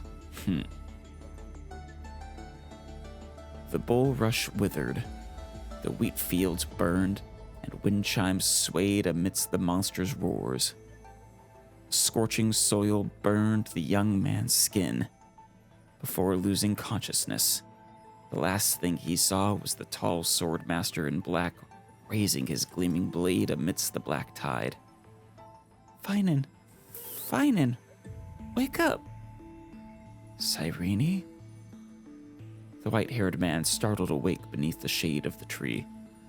The sunlight spilling through the dense leaves stung his eyes. In his momentary daze, he mistakenly thought his childhood friend was standing right before him. Was I hearing things? Well, I should go meet Cyrene now. Can't miss something important just because of an afternoon nap. Feinen stood up and dusted off the dirt on himself. After strapping on his sword, he walked toward the shore. Villagers greeted him along the way. Hey, Feinen. Want some freshly baked bread? Don't be shy. Oof, fresh baked bread is delicious. He knew that Livia had gotten better at baking, so he didn't hide the bright smile on his face as he jogged over and took the bread basket. Smells great. Our grapes are in the usual spot, so why don't you grab some too? Piso, who was working in the wheat field nearby, straightened up. Mr. Feinen, make sure you avoid the colorful bread at the bottom of the basket. That's Livia's new recipe. Ooh, even the little chimeras in the village didn't want to bite. Yikes. Even the little chimeras won't eat my bread? Aw, don't say it in front of her. Piso realized his mistake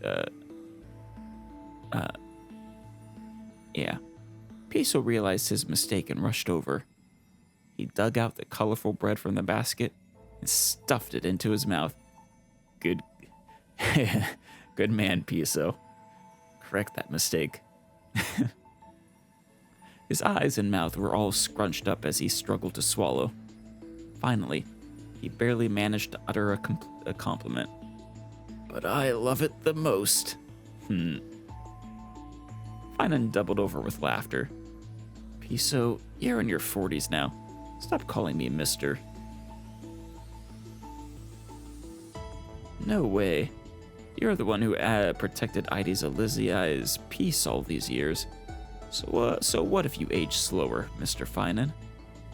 Even when my hair turns gray and I can barely walk, I'll still call you that.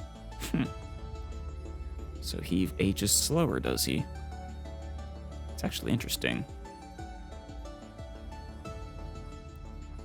There are rumors outside the village about a war called Flame Chase raging wildly. Who knows? Aquila might come crashing down any day now. Aquila was the first to come crashing down. And then also the last. Even if Aquila falls, I'll help hold things together for all of you. His sincere gaze seemed to indicate this was no empty promise. From Finan, definitely not. After saying goodbye to Livia and Piso, Finan continued towards the seaside, humming a tune under his breath. He soon arrived at the dock. His childhood friend's grave lay here. The man cut away the weeds around the grave with his sword, carefully wiped away the dust from the engravings on the tombstone, and placed the bouquet before the grave. After finishing all of this, he slowly took out the still warm bread from his basket, enjoying a moment of rest while gazing out at the ocean. The sea breeze suddenly turned fierce. On a nearby hill, the man glimpsed a figure in black, an old acquaintance with a sword, gazing in his direction. The white-haired man swallowed his bread and rushed towards the black-clad swordmaster. Stalking him. Unexpectedly this time, the figure in black didn't vanish like before, but stood their ground, waiting for his arrival. Dark waves rippled across the distant horizon. As they faced each other, the bulrush beneath the black swordsmaster's feet was burning. After a while, Finan was first to break the silence. I've been wanting to tell you this. Thank you. Back then, you drove back the black tide and protected Ides Elysiae.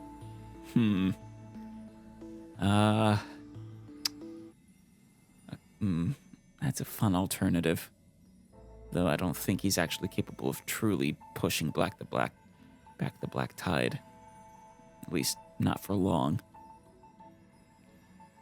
Piso, Livia, Pythias, all these years, we've always seen you as our deliverer. Not a deliverer. I am but a prisoner of flames. Yeah. But I've always been on your heels, Finan said firmly, raising the sword in his hand, which was identical to the one wielded by the black-clad swordmaster.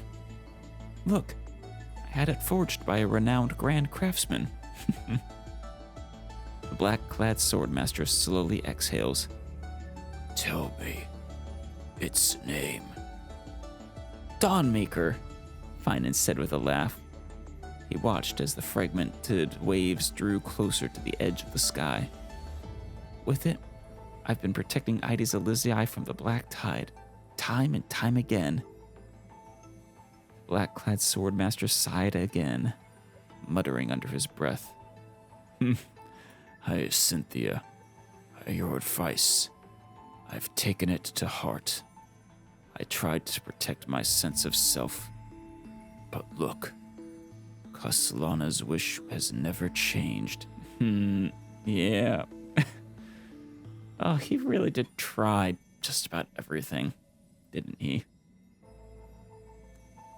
What are you talking about? The black tide is approaching from afar. Prisoner of Flames. No, nameless hero. Will you join me in protecting Ides Elysiae? The black-clad swordmaster gazed at the tranquil Ides Elysiae before him, and at the white-haired man who called him a hero.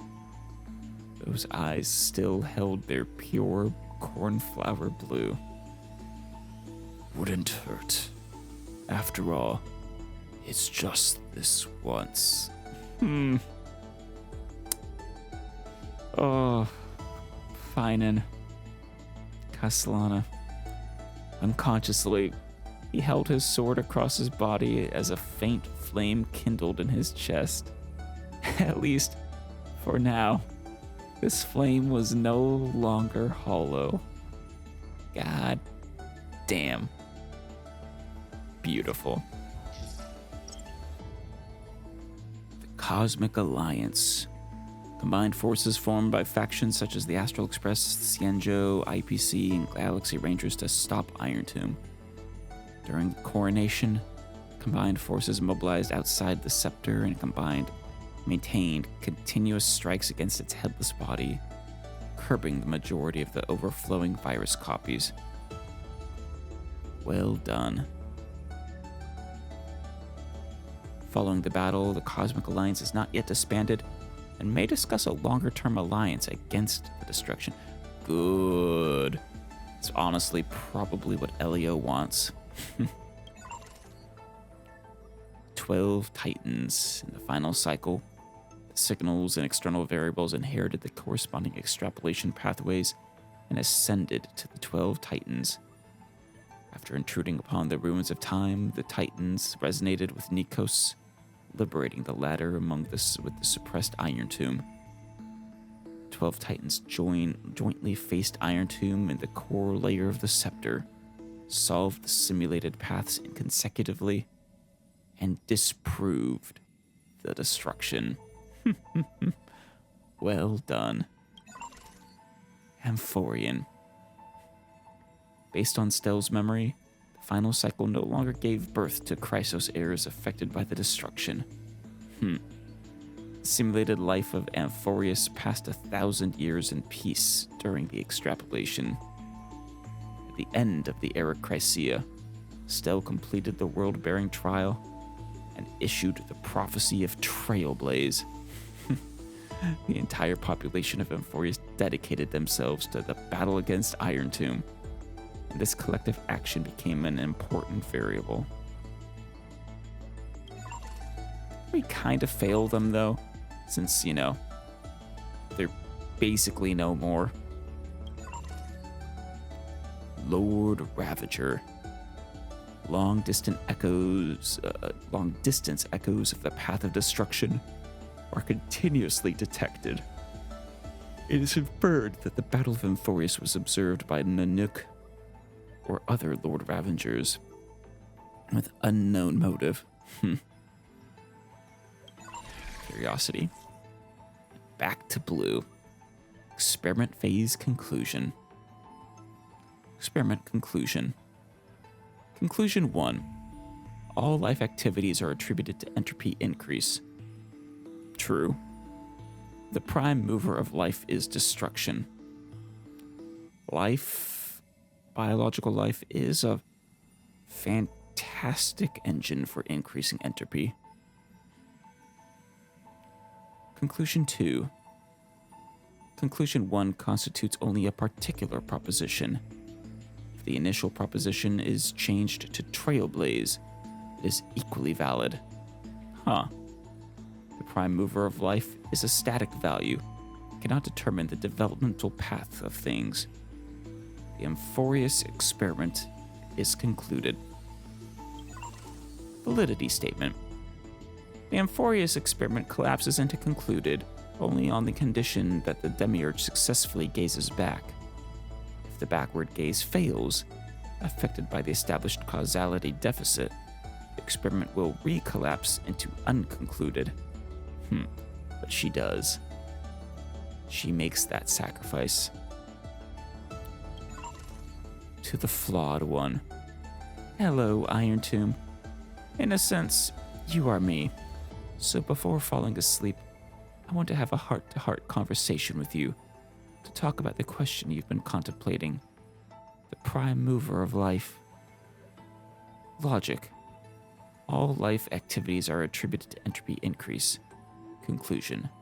The prime mover of life is destruction. Perhaps it cannot be refuted. On the vast Tritos plains, the daily hunting of antelopes by the lion pride is enough to prove your point. Life is finite, and animals must plunder to survive. When people realize their ideals, they inevitably sacrifice the ideals of others.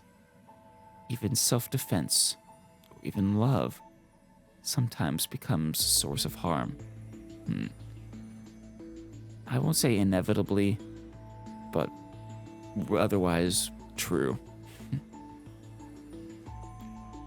But is life merely for the sake of destruction? I think that is certainly not the case. Plundering, expansion, and conflict occur because they are bored with flaws and yearn to fill themselves with beautiful external things. Just as seeds crave rain and dew, all life activities are attributed to entropy increase. But at the same time, all life is also fighting against entropy increase. Thus, one day, the life walking the path of destruction will stop. It will hesitate, be confused, be lost.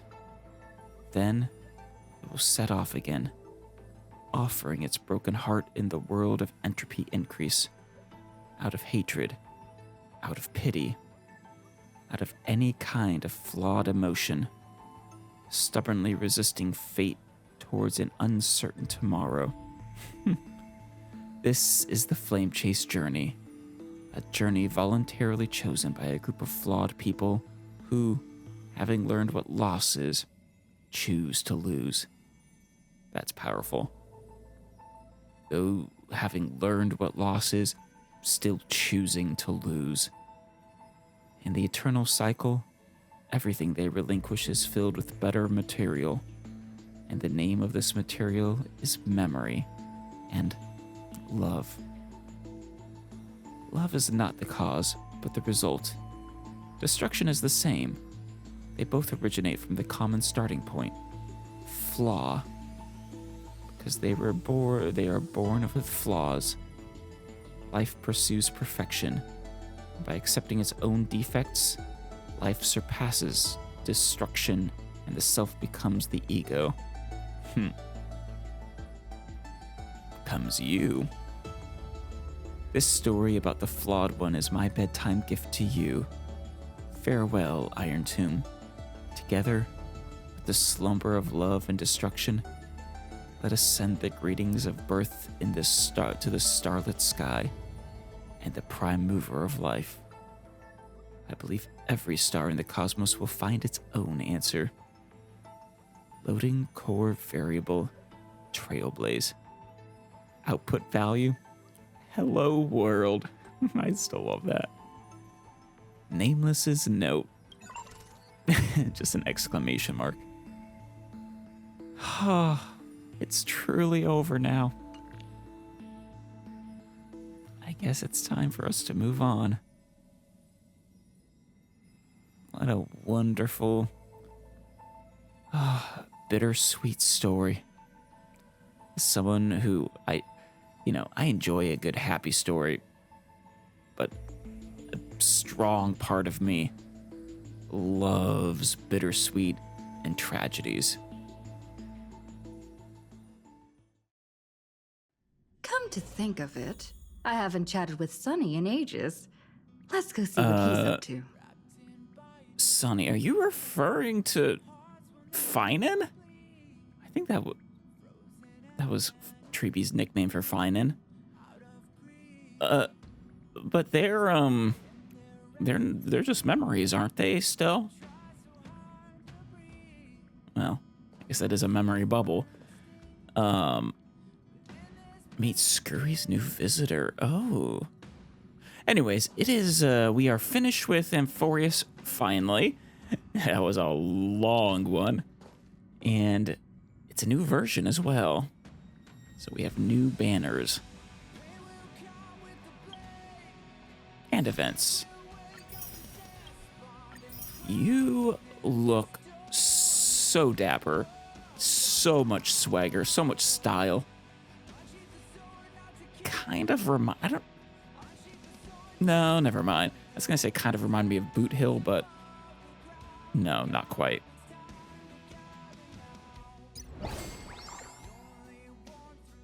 Pom-pom. A big old pom-pom. I guess this planet of Aha really likes pom-pom. Oh, it's an event. For some reason, I was thinking this was the banner. I was like, what kind of character? Oh, the new Divergent Universe. Okay, I probably should unlock that. But 150 days till the next expansion. I can probably allow myself to catch up with the Trailblaze quest before unlocking it. Well, aren't you guys little cuties? You're good slimes. Wispe War Saga. This, 1220. Definitely want to do this one. Probably. Oh, I finally became a wealth creator in the Currency Wars. That was fun. There he is. Yep, Ashvale. Ooh, a hunt character. It's been a while since we had one of you. And Hyacinth. Luckily, we already have you. And I think we have all three of you maxed out. So the question is, do we want Ashvale? Also, maybe your light cone. I can't get you to your speed, the amount of speed you want. And I think your light cone has a lot of speed. Or rather, no, there is a light cone I have that gets you the speed, but I want to give that to someone else. All right, shall we try you now? Yes, we shall.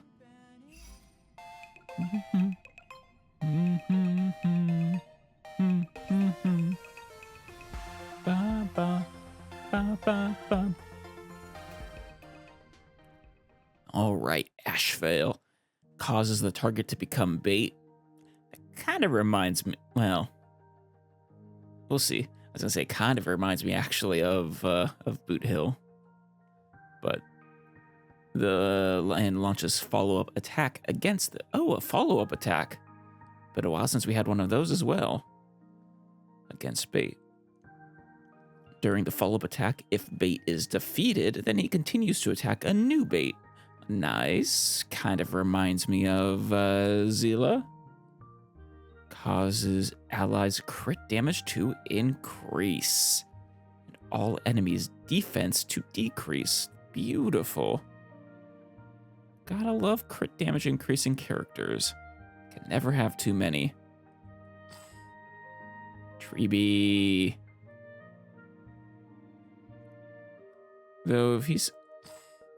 I mean, he gets to benefit from that, but you would think you would want, I don't know, maybe Evernight or someone to pair with, just because she does a lot of damage too, and they'll mutually give each other crit damage. I guess Sunday does as well. Tribby does give him the pen resistance. What do? You got a wolfy theme. Is that a nail sticking out of your wrist? Or through it?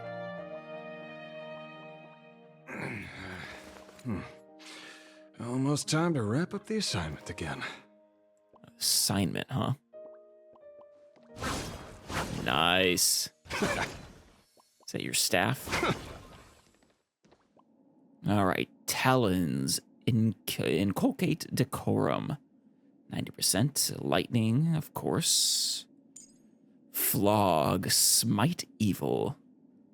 Smite evil is a wonderful ability. Apparently he's a paladin. Single target, of course. 1 skill point. 20 reduction. Makes one designated enemy become the bait. dealing it lightning damage equal to 175% of his attack. If the target is already the bait, additionally deals it lightning damage equal to 88% of his attack. Okay. And recovers 1 skill point. Nice. When the bait exists on the field, all enemies' defense gets reduced by 35%. Nice. I think that's pretty significant. I forget what Pela's defense reduction is. I think it's higher than that, but it's her one roll, basically. When there is no bait on the field, Asheville immediately makes the enemy target with the lowest HP on the field become the bait. Bait state only takes effect on the most recently applied target. Okay. I'm assuming you have to use the skill at least once before that effect takes place. Just because otherwise it'd be in the talent, probably.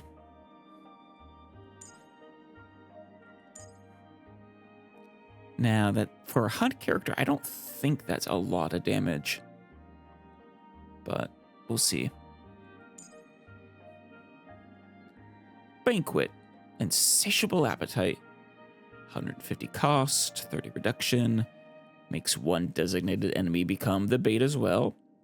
Dealing it lightning damage equal to 350% of his attack. Better. Then immediately launches one instance of enhanced talent's follow-up attack against the bait. Okay, so yeah, that's why the skill doesn't do that much, because there's some follow-up attack in the talent. And Asheville gains 3 charge. This enhanced talent follow-up attack does not consume charge. Whenever Gluttony reaches 4 stacks or more, consumes 4 stacks of Gluttony to additionally deal 1 instance of lightning damage equal to 175%. And when this instance of follow-up attack deals a killing blow to the target, it will continue to deal damage to a new bait. This triggers until Gluttony becomes lower than 4 stacks. How do we build Gluttony? If all enemy targets currently on the field have been dealt killing blows, the enhanced talent's follow-up attack will immediately end. Okay. So, killing blows repeatedly trigger new attacks. And the new bait will always be the lowest HP target, so has a good chance of just clearing the field. Well, if their HPs are that low. Rancor. Enmity Reprisal. Okay, Asheville has 2 initial charge and can hold up to a maximum of 3. So Ultimate fills it up to the max. After the bait gets attacked by other allied targets, Asheville regenerates a fixed amount of 8 energy. Nice. That'll help with this high energy cost. Then consumes 1 charge to launch a follow-up attack against the bait. Wait. Okay. So whenever an ally attacks an enemy, he gets a follow-up attack. That's, we've had hunt characters like that, I think. Didn't Fei Xiao do something similar, I think? Dealing lightning damage equal to 175% of his attack. Right. Afterwards, gain 2 stacks of Gluttony, which can be up to 12. But what was the enhanced, then? Maybe just enhanced because it doesn't consume a charge? Maybe. Damnation Trail. When Asheville uses his skill or ultimate, gains 1 or 2 stacks of Gluttony. Good. During other ways to get Gluttony. Are allies attacking? Yeah. So frequent ally attacks is what we want. I guess that's why they went for Tribi. During Asheville's follow-up attack, for every 1 enemy's suffering a killing blow, gains 1 stack of Gluttony. Wonderful. Phantom Limb. damage dealt by Ashvale's follow-up attack increases by 80%. Okay, just straight up increase. Nice. And for every 1 stack of Gluttony in possession, damage dealt by follow-up attack additionally increases by 10%. So the follow-up attack gets really strong and then progressively gets 40% weaker. But, well, the buff reduces by 40%. Still, 120% enhancement, then a 80%, then a 40%. That's still nice. First Fang. While Ashvale is on the field, crit damage dealt by allied targets increases by 40%. And crit damage dealt by allied targets' follow-up attack additionally increases by 80%. Beautiful. It's a flat rate. Okay, that's nice. So you do want to focus on follow-up attack allies once again. Trippy makes sense. Dunhung, does yours count as a follow-up attack? Yes, yes it does. Technique. Devour. Oh, loathsome hand. Pairs after using technique inflicts daze on enemies within a set area for 10 seconds. Dazed enemies will not actively attack allied targets. When entering combat via actively attacking a dazed enemy, deals lightning damage to all enemies equal to 100% of Ashvale's attack. Grants Ashvale 1 charge. Beautiful.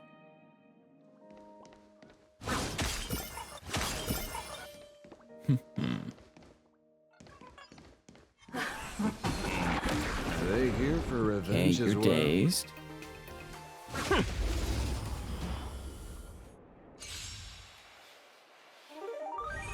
Oh, hey, a trotter.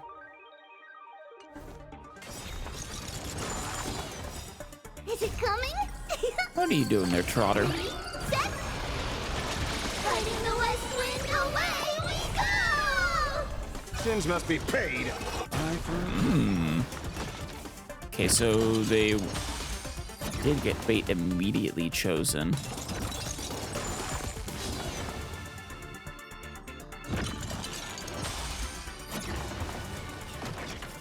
My purpose has always been to protect. Mountains roar, dragons rise! Don't run away. I didn't get anything for it, but still. It's the principle of the matter.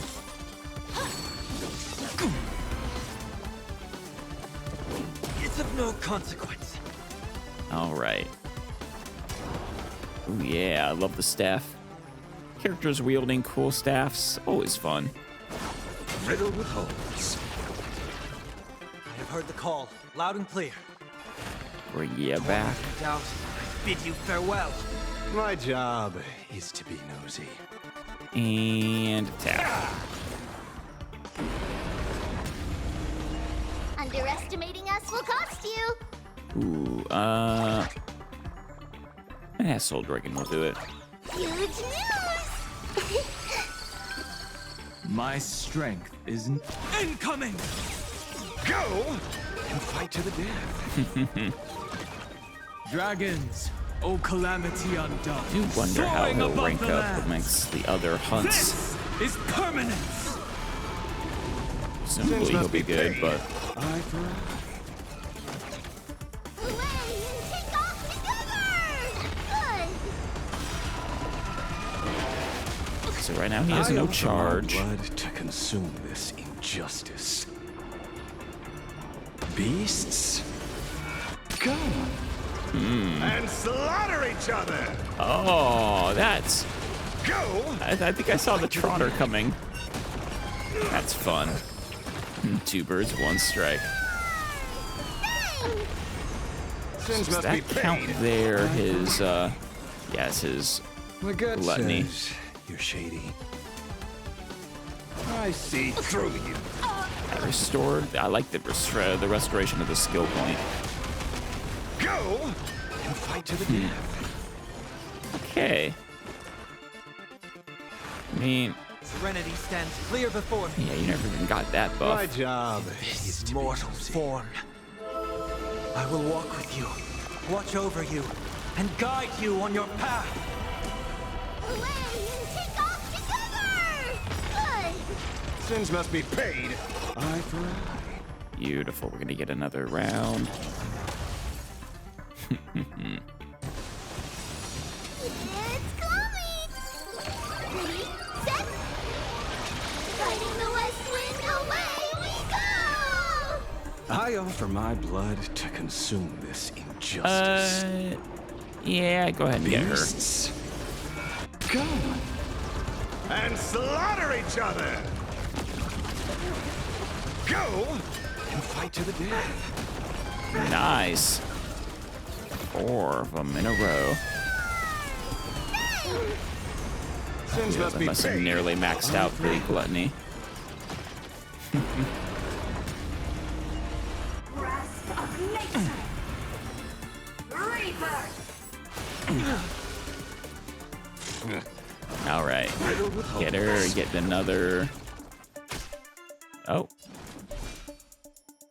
Oh, no. Yeah, you don't get a follow attack there, I guess. Go and fight to the death.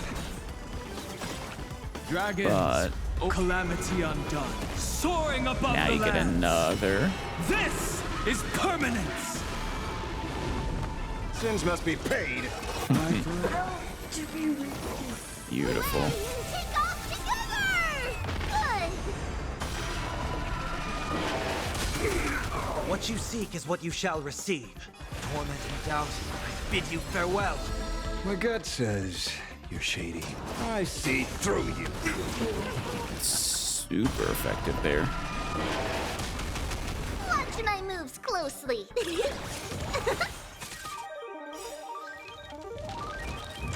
I think this should finish them off, actually. I offer my blood to consume beasts.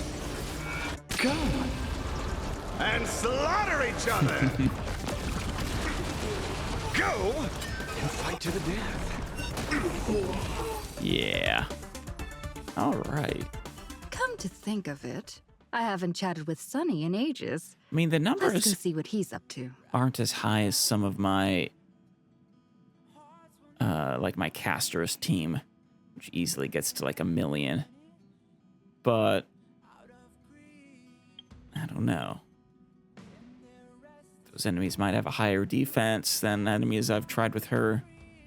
Or, you know, he might get better with time with characters meant to support him. So that was a pretty good team setup. I don't have really any modern hunts. I don't know if I mean, I did get Zila finally, but yeah, I've never actively wished for a hunt character, I think, or not, certainly not gotten one. We didn't get Fei Xiao, we didn't get Boot Hill. I'm sure there's been others that I'm forgetting, but yeah. Yeah, I guess there's Archer. It's probably my best hunt. This cone gives him an extra 18%. It's not a bad cone. That would be a good one for any hunt character, I think. Just about. Well, anyone with follow-up attacks. Yeah, long may rainbows adorn the sky would be a very nice cone to have.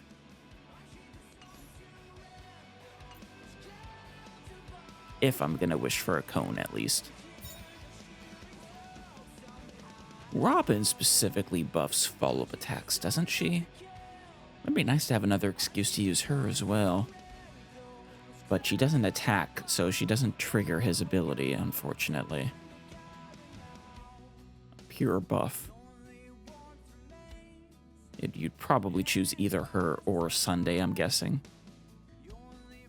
And then you would want one character who does follow-up attacks besides him.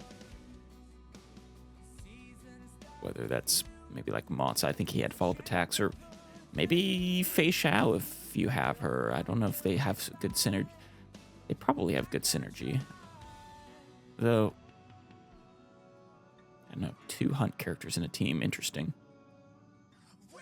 And then probably either Dan Heng or Hyacinth for shield versus heals, since they both get attacks.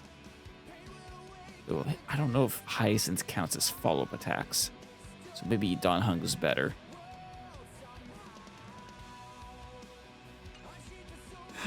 I'll have to decide there. I'm not sure yet.